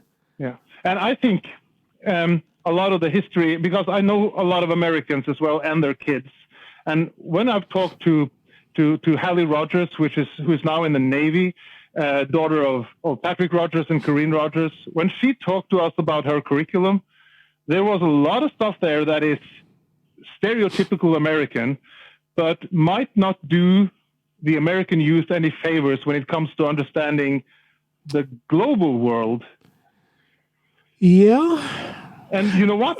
She have never been taught about the Marshall Aid. Really? I bring up I was taught that. I'm a little bit older, but I was taught that stuff in school in my day about the Marshall Plan and whatnot. Yeah. The reason a lot of Norwegians aged 50 and up have a positive, like basic positivity about America has to do with how America treated Europe after the war. Yes. Not only did America come to our aid and took out the Germans in collaboration with the Russians, but you had the Marshall Aid and the Marshall Plan pouring stuff into Europe from 1946 and outwards. Yep. And Kiki can tell about America packages coming to Norway. Yes, my father-in-law used to talk about that. Yeah, even in the 60s. I was just going to say, even into the 60s, we have up at our farm up on Seiland, up in Finnmark. We have in our barn, we have the old burlap sacks where they had sent sugar and rice and potatoes and whatnot from the States, and the dates on those are anywhere from the 40s up into the 60s. Crates where they were sending fruit, same thing from the 40s into the 60s. In my baptism, I have a chest back home at my parents, where in that box lies my silver spoon from my baptism, a lot of other stuff from when I was a really small kid, and there's like a big, huge American dollar coin in there. Ah, yeah. That got silver dollar got sent from a Korean family in America, sending an America package to Norway after the war. So I don't know. I don't think the regular American growing up from 1965 and upwards realized the positive impact America has had on Europe. And when you don't have that backdrop, and the backdrop is replaced with wars, you kind of grow up thinking that you are the big bully, but while we regard you as the big brother. Maybe I should go back home and get into politics and see if I can change that citizenship test. That is, I tell you, that is an interesting observation. Like I said, first of all, I didn't know that those were the kind of questions that were on the citizenship test, but that is such a useless focus right there. I much would rather see the focus that you're talking about right now. That's what the focus should be on.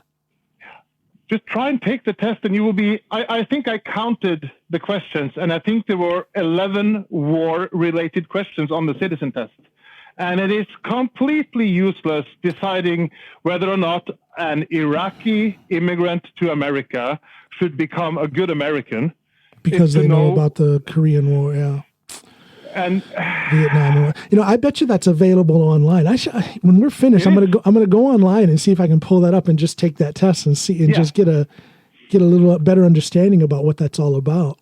So I really, if I can make Americans think one thing about us when they listen to this podcast episode, it is that back and try and figure out the good stuff that you have put into the world, and that is why Europeans are looking to you before number 45 for guidance, for like setting the tone as to what is important right now for the world. Yeah, and golfing is not important right now, and your hair is not important right now, and whether or not you'll have carrot-colored skin is not important right now, or mainstream media or fake news, that is not important right now.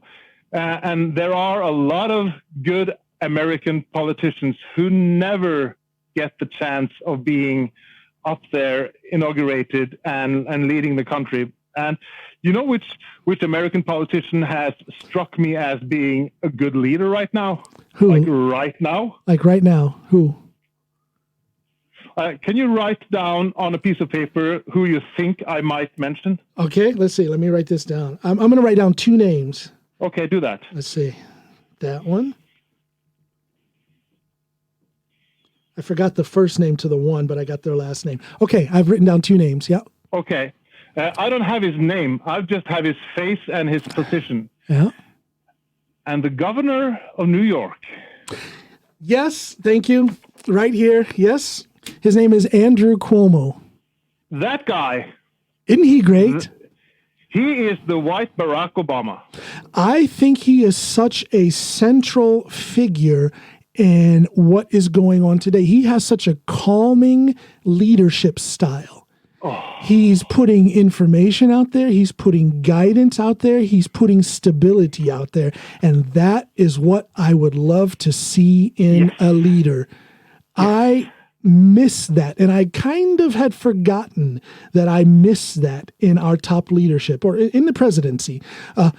Until he started to become more forward. Now, people can disagree or whatnot, but you cannot deny that that man is extremely calm in a situation of chaos right now. You can't deny that that man is putting information and guidance out there. And I think it's essential we ask ourselves, we change the question we ask ourselves. We tend to ask, can this person lead? Yeah. And that is a logical question to ask, but I think it's the wrong question to ask. Okay. I think the question we should ask is, will I follow? Ah, yes. There you go, getting philosophical on me. Yeah. And I don't care how good a platoon leader or sergeant or XO that this governor would be. I only think when I see him and listen to him that, I'd follow. I look at him and I hear what he's saying, and I'm thinking, heck yeah, I'll follow that guy. He seems to know what's going on, and he seems to have his head screwed on straight. He seems to have a vision to what needs to be done. And absolutely, there we go. And that is one of the names that I wrote down. Absolutely. So and in the big American machinery that we touched upon earlier, there has to be some brilliant people. And I think that people like him, there are governors and senators that are among the brilliant people. Yeah. And those are the people who should be put in places of power, not the ones with the money and the following. Thank you. Yes. And I find some ideas of Pete Buttigieg and also Bernie kind of cool and new in an American way, new. Yeah. And I can agree with Pelosi in some things and Buttigieg and everything, but none of those people bring the I don't want to call it flame, but when I saw that governor from New York, I thought, he is somebody that I would easily follow. Almost without question, at least from the start. Of course, as things begin to develop and you begin to see their leadership style, you can question that. But the way things stand now, and first impression is that man is a leader. Who is another name that you were thinking of? I wrote down his name and then one more. Who else could you think would be a good leader in the States right now? I would have to take into consideration whether or not the person would be successful. I don't think Bernie would be successful because he would meet too much opposition. So I think Bernie has great ideas, but there's just too much opposition. He would not be able to get anything done. He wouldn't be able to get anything done. No, and the other person I have on my list is not eligible for president. He would never be allowed because he doesn't fill the criteria, which is to be born in America. Arnold. Oh yeah. Thank you. Now I didn't write his name down. I had written down another name, but when you say that, and probably I didn't consider him because of this, the not being born, but he would be, and people laugh. Oh, that stupid guy who was the governor in California. Guy is smart. Go back and look at the changes he made in California, in the economy of California. Go back and look at what that man did. Yes. And I don't want to hear all this stuff about him, cheating on his wife and all that stuff. That has nothing. That has nothing to do with his political or his leadership abilities. Look at his leadership and decision-making abilities. Compare his scandals to the current scandals. There you go. Yeah. But what was the other name that you actually had on your list? And I cannot remember his first name, but he is a congressman. He's one of the Kennedys. I believe he's Robert Kennedy's grandchild. Redhead Kennedy guy from Massachusetts, and I cannot remember his first name. He's very young. I believe he's still in his 30s. But I can see that man, after maybe a couple more election cycles, I could see him running for president and doing quite well. But isn't that strange how the Kennedys have had decades upon decades upon decades of people actually able to be a leader? there's something in the water they're drinking, because It's so strange. they're just putting out politician after politician after politician, and people can debate whether or not. Here's my thing about politicians.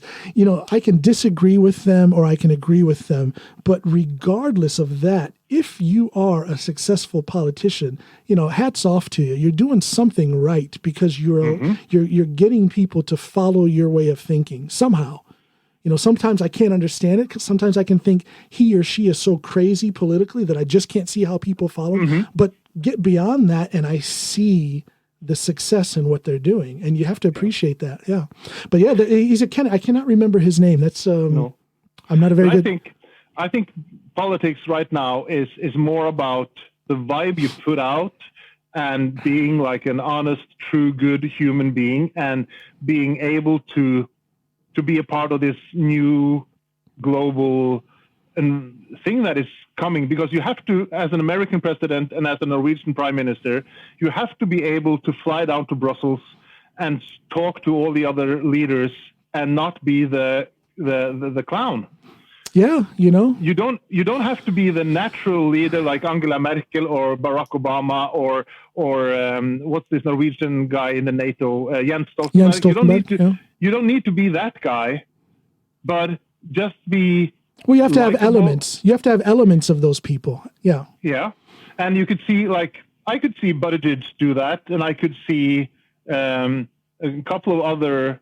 I could actually see Biden 10 years ago do that, not Biden now. Well, I think it's sad that on the Democrat side that it looks like we've ended up with Joe Biden. Now, I'm not saying Joe Biden is a bad person or a bad candidate, but I just think there could have been a better candidate. And what the heck happened that some of these, what I think are good people, they seem to have the right intentions.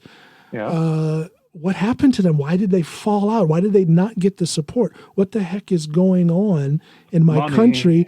Well, is it the money, or is there something else in this? Is it something is it something in the collective psyche of Americans that says no to change? Because, like I said, Bernie, I think, would be a good candidate, but he would have too much opposition. But why would he have too much opposition when it seems like he has the best interests of America at heart? Yeah, but right now the game is to block the other side all the time. Yeah. And it ends up being a bad football match when all you are good at is defense. Yeah. And all it is about is blocking the other side. So there's so much time being spent about why the other side is wrong, instead of, I want to know what you're going to do. What are you going to do? What are you going to change? What are you going to make better? That's what I want to hear. Nobody's talking about that. We have the same stuff in Sweden and Norway as well. And I have a friend that is a politician in Sweden from almost the most right-wing party in Sweden. And he is working in health right now, and he told me a story that is scary. He is focusing on not immigrants, not crime. He's focusing and working with health questions in Sweden. And he had this brilliant idea on how to reduce the queues, people lining up for surgery in Sweden, in a certain area in Sweden. And they saw that some hospitals had way more cases that they can handle, and other hospitals had room for more patients. And he came up with a solution on how to fix this. Yeah. But whenever he would raise the issue, he would be voted down because he came from the right-wing party. But he did a deal with one of the ladies in one more mainstream party and gave her so she all his fronted, background work. She fronted the idea then. The idea. Yeah. And immediately it got clubbed in because it came from the right source. I see. So even here, we have the problem with accepting good ideas when they come from the wrong person. And I think that is at the core of the issue. We need to be better at accepting our mistakes. And I'm back to the Confederate flag right now. I was just going to say, coming full circle. Yeah. We need to get better at accepting correct ideas and better ideas, regardless of where they come from. I totally agree. Here's a good example of that. on my Facebook feed, on my Twitter, and on my Instagram, I very rarely talk about politics. I try to use my social media for entertainment, for uplifting messages, funny things, and uplifting and messages. You do? Yeah, thanks. Yeah. Yeah. But I do have a forum on social media where I can discuss politics with other people who are in this forum. And one thing that we talk quite a bit about is how so many Americans are against what they define as socialism. Mm-hmm. Now, a couple of months ago, when there was discussions about strengthening the social welfare system for Americans, a lot of right-wing people, a lot of Republican people are so against that. Oh my gosh, it's socialism. No, it's socialism. What is happening now? Now they're talking about giving Americans X number of dollars. I think it's $1,200 to get through. What is that? That's socialism. Now they're talking about pumping money into corporations so that they can stand on their feet through this crisis. What is that? That's socialism. And now it's okay because it's coming from a source that these people who are Republicans agree with and listen to and respect. It is the Republican Party itself. It's the White House itself that's coming up with this socialistic policy. And now all of a sudden everybody accepts that and thinks it's fine. The whole problem here is the word socialism. Exactly. Because the word has been ruined. And, well, what they're calling it now is a stimulus package. Yeah, but the naysayers would call it socialism, which is inherently bad. But there's a big difference between shaving and cutting your head off. Exactly. You don't go full-blown Mao or full-blown Stalin to give people a foundation to like a safety net. Exactly. And I tell you what, that safety net, I wouldn't even call it a safety net. Well, I look at, for example, when my daughter was born, my wife stayed home for 6 weeks, which at that time, and maybe it's still that way, that the mother has to stay home at least 6 weeks after a baby is born, 6 weeks. This was in 2005 when our daughter was born. So she stayed home 6 weeks with our daughter, then she went back to work, and then I stayed home for a year. Totally normal in Norway. I got, I think I got 85% of my pay. And good God, what a beautiful experience that I benefited from because the Norwegian social system is set up that way. When I look at and I was going to say, just to finish, when I feel, and I see to this day what that time period, what that 1 year at home with my daughter did for my daughter's life and for my life, and we are still having the family benefits of that we feel today because I was home for that 1 year is just amazing. And I question why. My question is why can't we have something like that in America? All it will do is strengthen family bonds. And I will tell you right now that the naysayers would call that a socialist short-term solution, which costs money. But what it really is... I don't mind paying taxes for it. It's not my kid. Why should he get my money? But I'm going to tell you right now, that decision to let you stay home for a year or let the mother stay home for a year is long-term. It makes long-term capitalistic sense. Yes. Because the quality of your daughter's life will be so positively affected by that year that she will become a better citizen by having her parents being able to be normal parents than the short-term socialistic period is looked upon as. So it makes capitalistic sense to produce a good, stable, safe child. Sure. Now, of course, and I say this very jokingly, but of course the quality of that parental care for that year has to be secure. Now, my wife was home for a year with our son, and I tell her all the time, look how screwed up our son is, and look at how great our daughter is. So. But I think a lot of it, and I see the same now in this virus period, and I was thinking about this before the podcast. It's not a competition, guys. If you look at the media right now, when they present the numbers, it almost looks like they are presenting the results from a competition of who is doing the worst and who is doing the best. And I think we come back to that when we are discussing Norwegian socialism-ish way of doing things and American capitalistic way of doing things. It's not a fucking competition. And whatever produces the best outcome is the correct solution. Well, And I'm sorry to interrupt, but I was just going to say, I think that, if for those who want to look at it as a competition, the results are there. It's very easy to, you want to trumpet from the mountaintops that socialism is wrong. Well, what about the results? It's so easy to look. Where is America? Now, it might sound like I'm bad-mouthing my own country. I love America. I'm not saying Norway is better than America.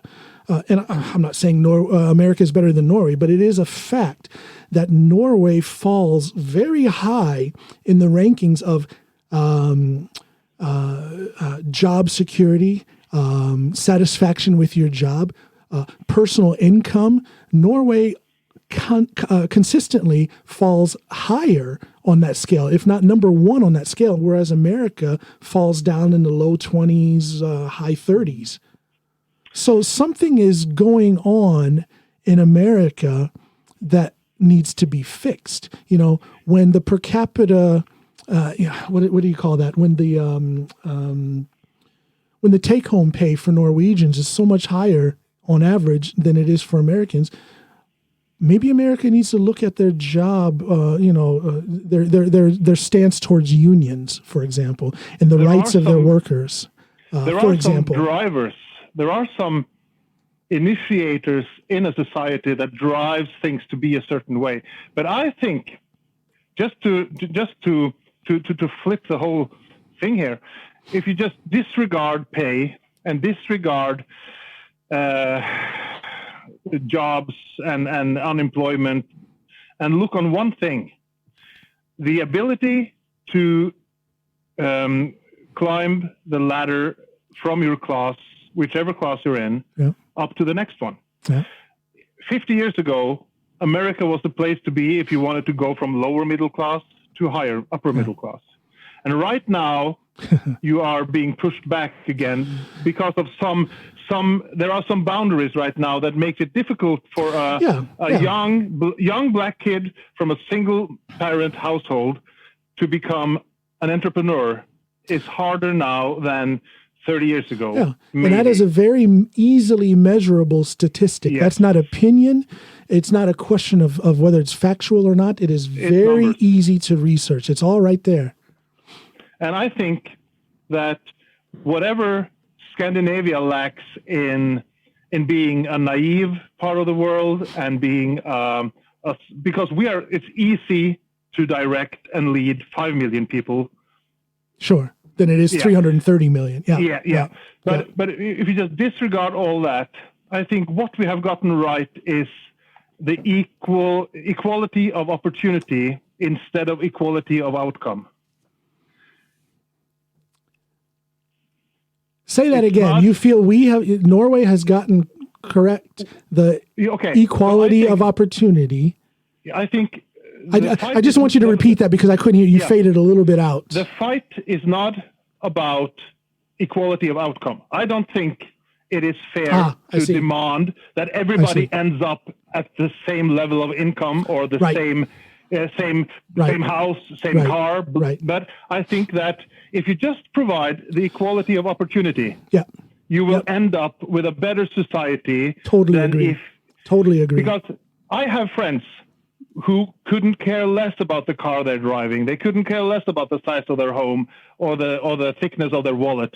But they want the opportunity to be able to start a business or be So instead of focusing on women need to be as well represented in boards as men, blah, blah, blah. No, they should have the same opportunities. And so should a black kid or a Sami kid or a white kid. Yep. Equal opportunity. Not necessarily equal results. That'll work itself out, but equal opportunity. I'm there. I'm with you. Yeah. And totally I don't need the next president of the United States to be a woman. Doesn't have to be. No, only if it you happens want that way. Exactly. Yeah. If it So the happens that way. equality- Yeah. And I would love for more American female politicians to run for president, but if they're not the right leader, I want them to lose. I totally agree. Who was it? I think it was Chris Rock who had a joke. Someone confronted him and said, "You're only supporting Barack Obama because he's black." And he said, he said, "I'm not supporting him because he's black. I'm supporting him because he's the best candidate." He said, if Flava Flav was running for president, I wouldn't vote for him automatically because he's black. So, yeah, equal opportunity. It doesn't have to be a black guy next time. It doesn't have to be a black woman or a woman. Just let it be the best person, but let the opportunity for all of them. I totally agree with you. Yeah. I can see the historic point and the fun point of Pete Buttigieg winning. I could see the benchmark being moved, and that would be a great thing. Absolutely. Yeah, but right now I'm rooting for the guy who looks like the best leader, and right now he's not in the race at all. Right now he's not in the race. Arnold, yeah. No, you think Cuomo actually. I think about the governor of New York. Yeah. But the governor, not the governator. Not the governor. No, I think we're living in interesting times. We are, John. This is very interesting. You know, how is this self-quarantine situation? How is that affecting you business-wise, or is it affecting you business-wise? Business-wise, it is ruining me. Okay. But like. I'm so proud of the kids and my wife, and we are getting better at this hygiene thing every week. And we are coming up with measures every day or every other day that increases our security. And we are taking this is maybe the good competition. We are fighting this virus like it is a fucking game. We are not going to let it take us down. So we are washing and disinfecting and making the gym ready to reopen again. And we are taking our temperature every night, and we are okay. filling out a spreadsheet to make sure that nobody in the family has gotten a temperature. But business-wise, it is hurting PF in a really bad way. We are down 40%. And we have, is it called to be laid off? Laid off, yeah. Yeah, not fired, but laid off. Yeah. I laid off my boss 50%, and he laid me off 50%. And a lot of my colleagues are completely out of work because they cannot visit the gyms. There are no gyms running, so there's nobody to sell product to. And so PF is in a really tough situation right now, and we are fighting to keep it afloat. And my gym got shut down, of course, like any other gym got shut down. Yeah. And we rent is still due, and we just have to. We're going to fight it. We're going to make it. It's not easy, but if you just take a couple steps back, and even one of the kids said it the other day, if we could live in a smaller house. We don't need 2 cars. We can make do with what we have, blah, blah, blah. And the kids are taking this in stride. We are washing hands and laughing. Well, that's a sign. Let me just say this. That's a sign of good parenting. If the kids are calm and good-natured, that means that the parents are calm and good-natured. So thumbs up for that. But also, my kids have a different perspective because every summer we live in a tent and play that we are Vikings. So that's right. You do, yeah. So like. When living in a tent is like the low point, and that is, and they remember that as a cool thing. Exactly. Like losing your house might not be that big of a deal if you're used to living in a tent.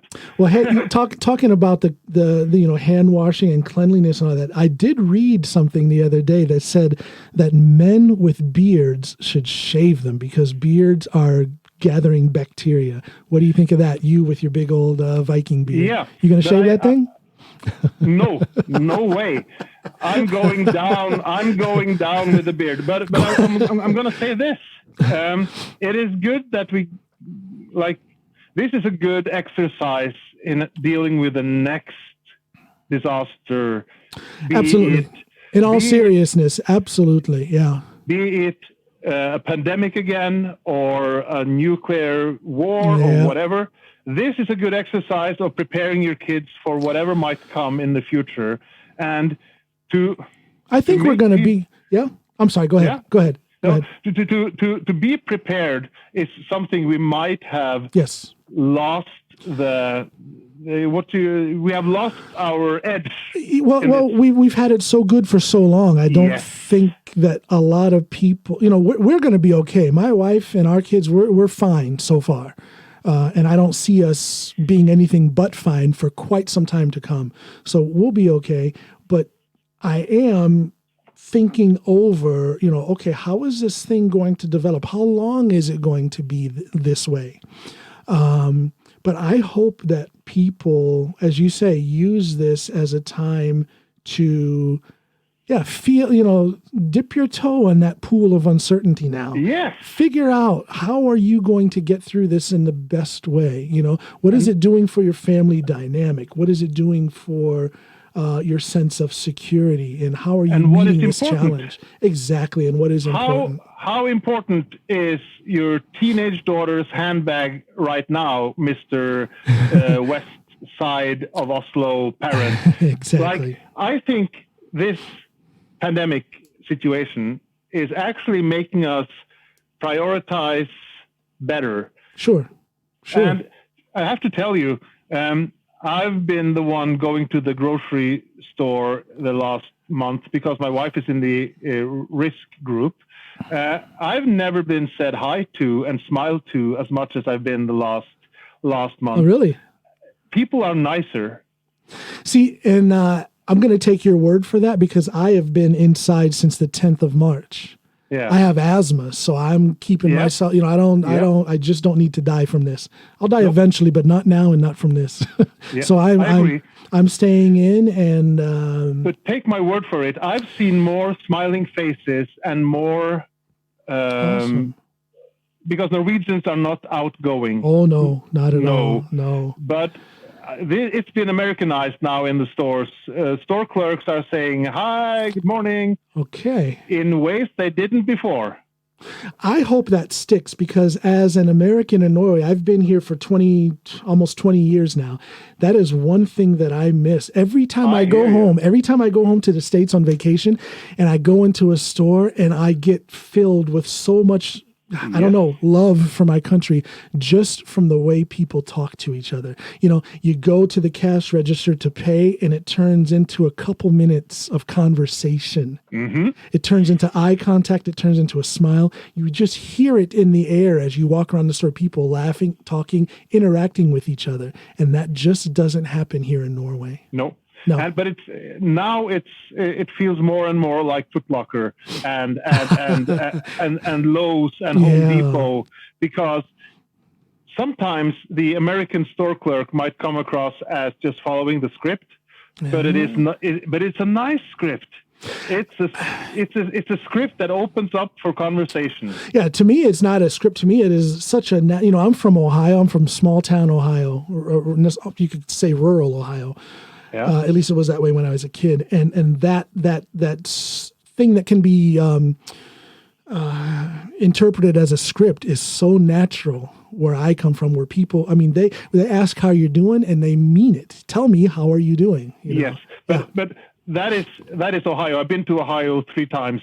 But for the Arnold Sports Festival, maybe? Of course. Yeah, I've been flying in and I've been driving in and I've been to gas stations on my way into Ohio. Okay. But I've also been in California and in Virginia and New York, and I've met some places it's more scripted than other places. And I can totally agree with you that in the mall in Columbus, Ohio, the hi, how are you is maybe a little bit more genuine than in California. Yeah, sure. Oh, yeah, absolutely. But right now we are copying you guys because people are so glad to see other people. So if I step outside, it's almost like going back home to Ohio. Yeah, you can have something to look forward to. Go to the grocery store in a month or two.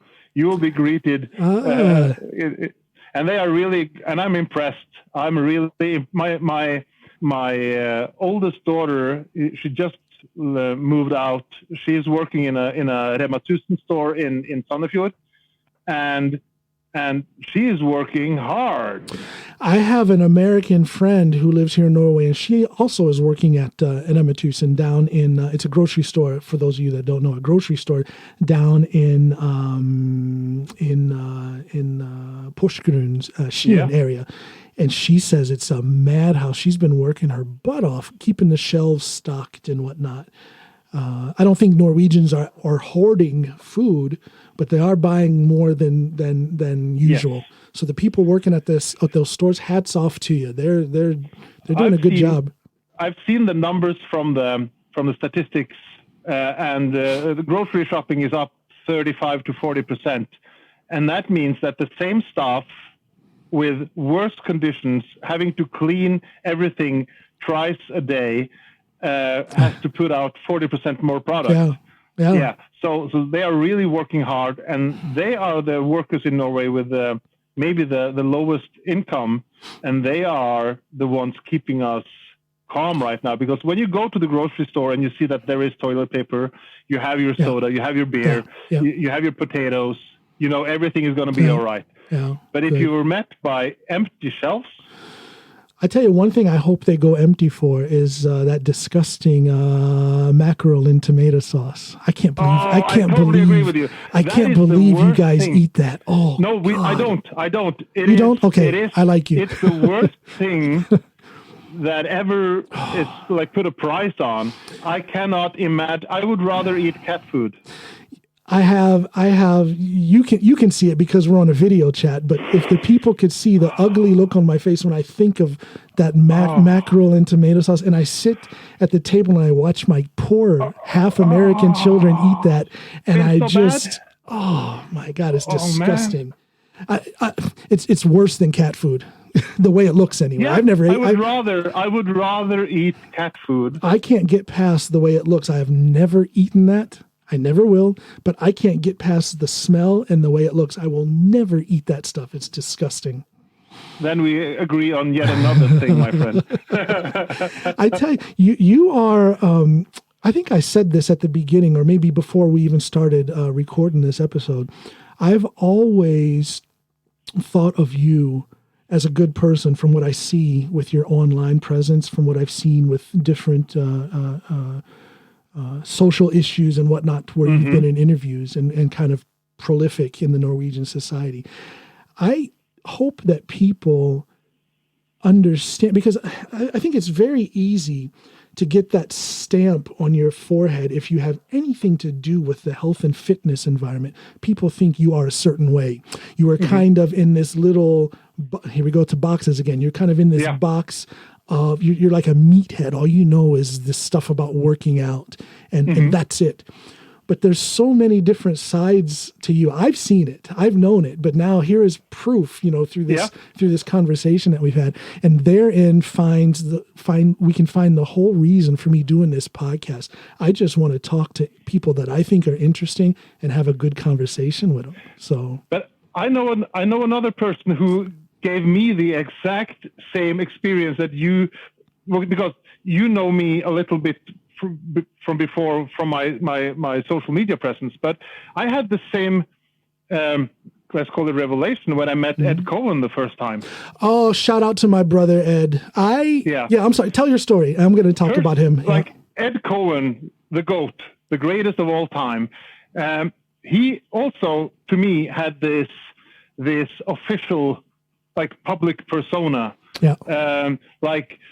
technique focused, work ethic, knucklehead, only focusing on the weights and the kilos. But when I met Ed for the first time, I think, and I hope I come across the same way as he came across to me, the persona behind that power ball, the persona behind the quads, and the persona behind the pit bull presence is so warm and so genuine and so funny. And because when you talk about me, I think about Ed. Because I see. Yeah. I can tell you, now I've known Ed since I moved to the Chicago area in 1995, late 1995. First time I met him, I don't know if he'll remember this. I go into Quad's gym, world famous Quad's gym. I walk in there, and I start, preparing the bench. And at that time, I was not a powerlifter. I was a bodybuilder. So I had no idea. Well, I had heard about Ed Coan, of course, because when I was in the Marines, I was friends with a lot of powerlifters. So they talked about Ed Coan. This was in the early to middle 90s. But I didn't really know that much about him, and I certainly had no idea that he worked out at Quad's gym. So I'm in there getting ready to bench, and then this short guy, Ed is so stocky and just, he looks like a machine. Yeah. This short, stocky guy walks up behind me and says, quite softly and quite humbly, he says, "Is it okay if we work in with you?" So I turned to the side, and there's Ed, and I still, but listen, but I didn't get it. I didn't get it that that's who he was. I didn't know. To me, he was just this big, stocky, strong-looking guy. So I'm like, yeah, sure, no problem. So he comes in and puts his bag down, and slowly, one by one, the crew that he worked out with came in. So I had this workout session, and it wasn't until afterwards, because of course in the process of training, everyone's like, Ed this, Ed that, hey Ed, talking with him, and they're saying his name over and over. And I'm like, hey, wait a minute. Was that Ed Coan? So on my way out, I'm looking around on the walls, and there's all these pictures, not a lot, but a few pictures of this same guy training, pictures up on the wall and stuff.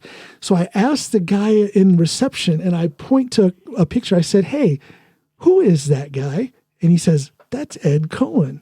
And then it clicked who he was. So that was my first introduction to Ed. He was just another guy training at the gym. He was so humble, so kind, and so accepting.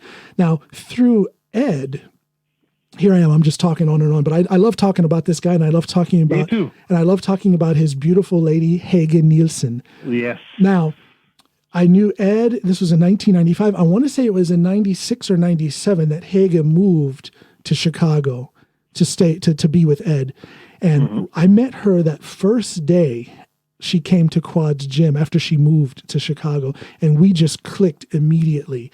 And ever since then, she has been my absolute best friend. She is the one who introduced me to my wife. Hege and my wife have been friends since my wife was a kid. Cool story. I think my wife was 14 years old when she first met Hege. And Hege is the one who introduced me to my wife. I met my wife for the first time back in 1998. They're at Quad's gym. I can sense that you and we have the same perspective on Ed Coan. We have both realized that the icon has a person and a heart behind it. But I have a fun thing. Yeah? Because my kids have met Ed the other way around. Okay.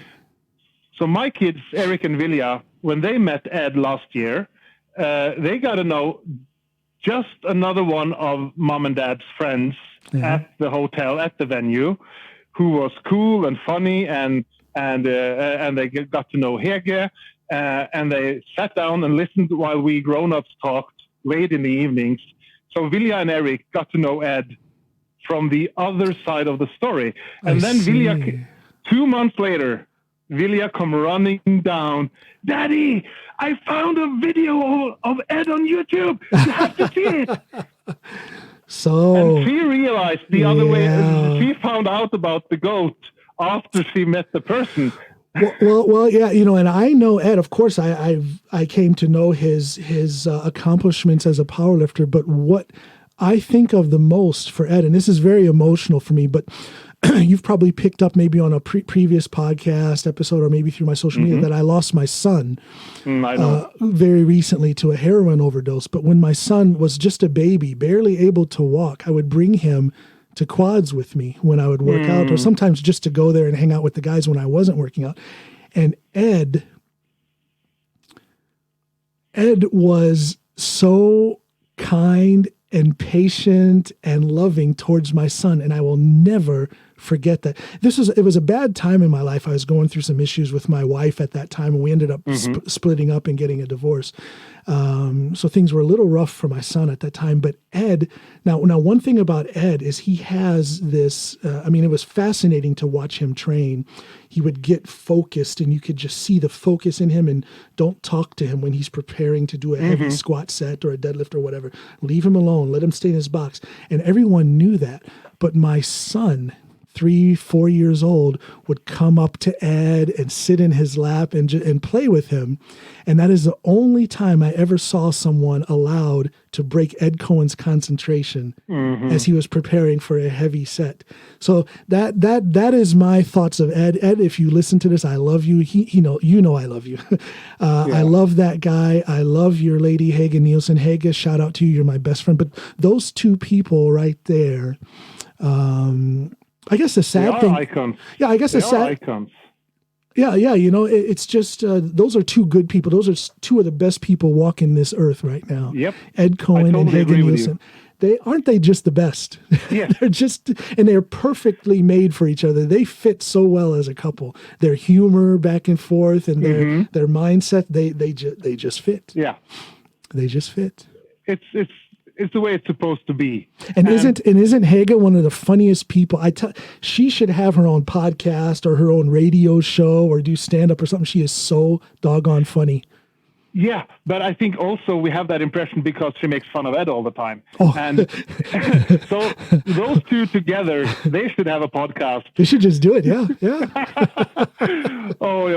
Those people are good people. I love that guy. He was very instrumental. Now, when I knew him at that time, I was a bodybuilder, but I learned how to squat and deadlift properly from him. He was so... Open your taint. Huh? Yeah, open your taint. Yes. But he was so accepting. He allowed me into his little circle of training buddies and literally taught me how to. The first time I squatted 600 pounds was with him. Wow, those were some good years, and that's why I think that's why. Well, I don't think I know that's why I have the success in powerlifting that I've had. It's because of that foundation that I got with him. Even though I was a bodybuilder all those years ago, I owe that foundation, that focus, and that mindset to him. Absolutely. Yeah. Absolutely. I feel privileged to be able to say his name without adding his last name, like being able to say Ed. Yeah. Or Eddie. So, I'd call him Eddie. Yeah. Yeah. He's a good guy. We're fanboys, Ed. If you're listening. No, but you know what? I'm not a fanboy. I'm a friend. Yeah. Even in the last weeks of my son's life, Ed was instrumental. I tried so hard to get help for my son, and Ed, without going into detail, Ed was very instrumental in something that I tried to do to help my son. So. That's the kind of guy Ed is. Of course, he's a great powerlifter that he has been, but above and beyond that, he's a good guy. That's what I think of when I think of Ed. It's sad to compare Ed to people who have just died, but if you think on it, you have stars, like people who are stars, and then you have like these icons like Kobe, or other big personas who's making an impression not just by their achievements, but also because of their heart and being genuine and being real. And I think that a lot of people listening right now who don't know about the GOAT, Ed Coan, would kind of make fun of you and me talking this guy up so much. Yeah. But they don't know him. They don't know him. No. But they would understand it if it was Kobe Bryant or if there was some other hugely influential, mainstream known person. I'll say this. Some people think this is a bold statement, but I think it's just the straight up truth. As big as people like Michael Jordan or Kobe or Tiger Woods are, and I'm not trying to take anything away from them, but as big as they are, I say Ed Coan is bigger. Yeah. When it comes to powerlifting and what he has done there. Absolutely. But we live in that niche of society where knucklehead lifting kilos, iron plates, and and muscle and brawn is important. But it's the exact same thing. It's just on a smaller, narrower scale. Yeah. Yeah. I'm so glad I went over to powerlifting. I'm just, I wish I would have done it sooner because I love powerlifting so much more than bodybuilding. It's a totally different world. I'm so glad I powerlift instead of bodybuilding. I can respect almost anything having to do with a bar and plates right now. I'm so starved on sports and athletics and training right now that I could do weightlifting right now. I could do CrossFit. You could do CrossFit. I'm that starved. Well, I've got a very simple routine right now. In my garage, I have an elliptical machine and I have a TRX band, and that's my training, and I'm actually fine with that. I've just made a new set of goals. You know, I want to lose this much weight and get this lean, and I want my heart rate to be this, that, and the other. And I'm getting it done I'm looking at it as a period of rest. It's great because I've had so much shoulder issues with all these operations. This doing just TRX is fantastic for me. I'm loving it.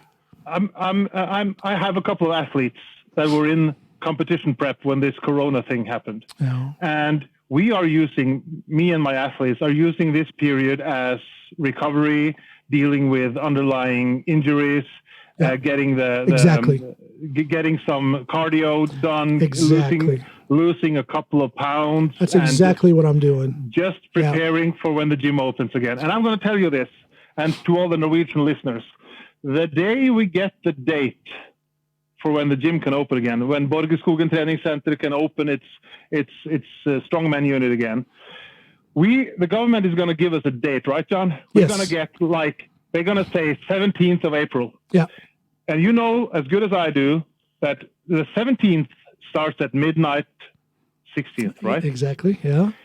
I'm going to blast those speakers at the gym. I'm going to open up the garage gate at the gym at midnight. I love it. And we're going to live fucking stream stone lifting and sandbag runs and medleys from midnight. Oh, the day man. we're allowed to. Oh, yeah. I love it. And you're going to live stream it. Yeah. Of course. We talked about this. Now, I didn't know you had a live stream thing going on. Where can people find that? So at proteinfabrikken.no on Facebook, I do a live stream every Wednesday and every Friday at 1 p.m. And it's called, in Norwegian, it's called 1 p.m. It's called After 13. And I started this because I was alone in the office. I sent everybody home on the 11th of March. Yeah. And 2 days later, I was so alone. And I just hit the live stream button on my phone and put it on the Protein Fabrikken page. And there it is. And I saw the numbers, the viewers kept rising. And I think I hit a peak at like 700 at the same time. And I thought, oh shit, I need to watch what I'm saying. So I started scripting it. And now I'm 5 episodes in doing this Wednesday, Friday live stream thing. And it's turning out to be a lifesaver. I'm really enjoying talking to people that can interact by comments and asking questions. Good for you. And yeah, I think it's fun. It doesn't do anything business-wise, but I think it does something. Well, but I think there'll be, just to interrupt, I think there'll be a delayed reaction. I think you will get people interested in this podcast or this live stream, which will then turn into dollars and cents later. You are the face of Protein Fabrikken. Yeah. You're touching into the face thing. I think it's good for a company that is normally a logo. Yeah. Even though my face ain't that pretty, I think it's good. Oh, come on, you're cute now. Oh, come on. Like any face from a company like with a revenue of millions, like when they dare to put somebody's face out and say, "Hi, I'm PF." Yeah. I think it has a value in itself. Absolutely. And I'm not getting all easy questions. I'm getting really tough questions. And it keeps you on your toes. Yeah. Yeah. People are addressing issues that we should care about, like our plastic buckets and our products being produced sometimes in Europe and sometimes in Norway, and our environmental focus, and why are you selling this product at that price, and are you vultures or are so? I'm getting what's it called, challenged Yeah. a lot. Isn't that good? I think it's Isn't I that think good? it's good. Yeah. I think it's good. Well, I tell you, I think you said earlier, okay, what is the market for Protein Fabrikken, for PF? It is, of course, mainly Norway, but in a secondary market, it is Europe. But have you gotten into the States or England or Germany? We are in Germany and England right now on Amazon. But Amazon, okay. How do they find you then? I don't understand all this Amazon stuff. How do they find? I'm barely getting a grasp of it myself. They have to. If there is some brand pages, and I think if you search for Norwegian Performance Nutrition, you can find our product. Norwegian Performance Nutrition. And if you we have like grass-fed whey and some omega-3 and some salmon protein and stuff. But funny thing about America, we are ready to do a cooperation with GNC whenever we can find a route of import and an FDA approved locations in America. We will be able to do business with GNC. We are having some contracts drawn up, but GNC will not be the importer. So we will have to set up a business in America. I see.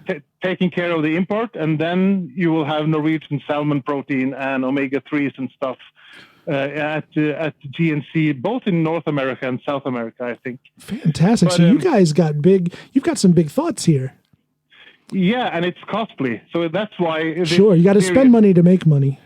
Exactly. And so right now we have invested, and we are being put on hold, of course, like the rest of the world.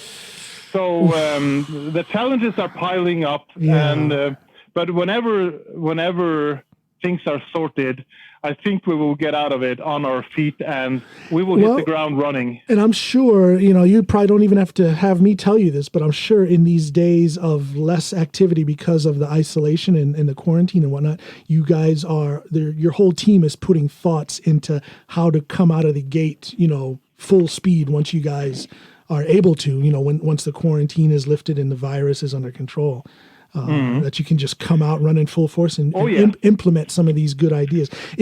Are you the one that is doing that is fronting this expansion into the States, or is there someone else that you have in there? We have hired the former marketing guy from Muscle Farm who ran Asia. We have an Indian guy, Sanjay Singh, who has done work for both Ultimate and Muscle Farm, and has an immense overview over the international market. So I'm just helping our international guy doing his thing that he's been doing for years for other companies. So I'm just the facilitator when it comes to helping him with the export. I see. And so I'm taking care of the Norwegian market, and Sanjay is the one who will bring PF out into the international market. Okay. Yeah. Fascinating. You guys have some high hopes, man, and I'm sure it's all going to work out. I hope so. And we at least now we have the right people on every part of the business. We have the right people here in Norway, and we believe that Sanjay is the right person to take it further out internationally. Yeah. And of course, all our expos have been closed down now. So yeah. Well, we're not going to be on lockdown forever. So eventually, I think it's going to be exciting to see what you guys can get done. You guys have been such a mainstay here in Norway. Like I said, I worked with you guys way back in 2007 or 8, whenever I was running my gyms and whatnot. Mm-hmm. And you guys are still here, and you're leading the market in Norway, leading the market in Scandinavia. So. I hope we're going to pull through, and I actually hope a lot of our competition is going to pull through, because there are a lot of people hurting worse than we are right now. So, and I don't wish any unfortune on them. No. I would rather beat them in a fair fight instead of having some bullshit virus knocking out our competition. Yeah. Listen to the character you have, man. That's a sign of high character. You were talking about Alexander Shetkitag, who didn't lie on his timesheet. Well, here you are stating you'd rather beat the competition in a fair fight. You guys are just. A treat for you, John. The listeners ain't going to see this, but remember I called you pale earlier? Yes, yeah. My son just came from practice. He was at the gym now. Oh, hi. So, Hi. Eric, do you see this pale American man? I am. Well, you know, I tell people all the time, I'm watered down. My great-grandfather was a pale, red-haired Irishman. So there's nothing pure about what you're looking at here. So. Oh, we are going to go home now, John, and make some supper for the family. I got to tell you, man, it was fantastic. I feel like I know you now. You're not just a face out there. I call you a friend, and Likewise. I say this to anybody that I have love and respect for. I call them brother. So thank you for talking to me, my brother. Thank you. Likewise, and we'll have to do this again with video for the next episode we do. Yeah, absolutely, man. I'd like to, if there's any way I can get on your live stream and help you out there as some sort of a guest or whatever, man. I will have my kids try and help me set up something that will make it work. Yeah. We are so dependent on the teenagers right now. I have no idea. Yeah, it's all witchcraft. I think Eric and Vilja will have to help me set up some sort of video conference on Zoom or something. It's all witchcraft and wizardry for me. I do not understand this technical stuff. But again, man, thank you so much for talking. I'm going to say a few more words after we hang up, and I'll talk to you again very soon. Yeah, let's talk later tonight, man. Sounds good, my friend. Take care of yourself. Thanks for having me. Okay. Thanks for being here. Bye. Bye. Bye. Okay, everybody. Well, that was Egil Berli-Johnsen. He is one of the top dogs in PF, Protein Fabrikken, as it's called here in Norway.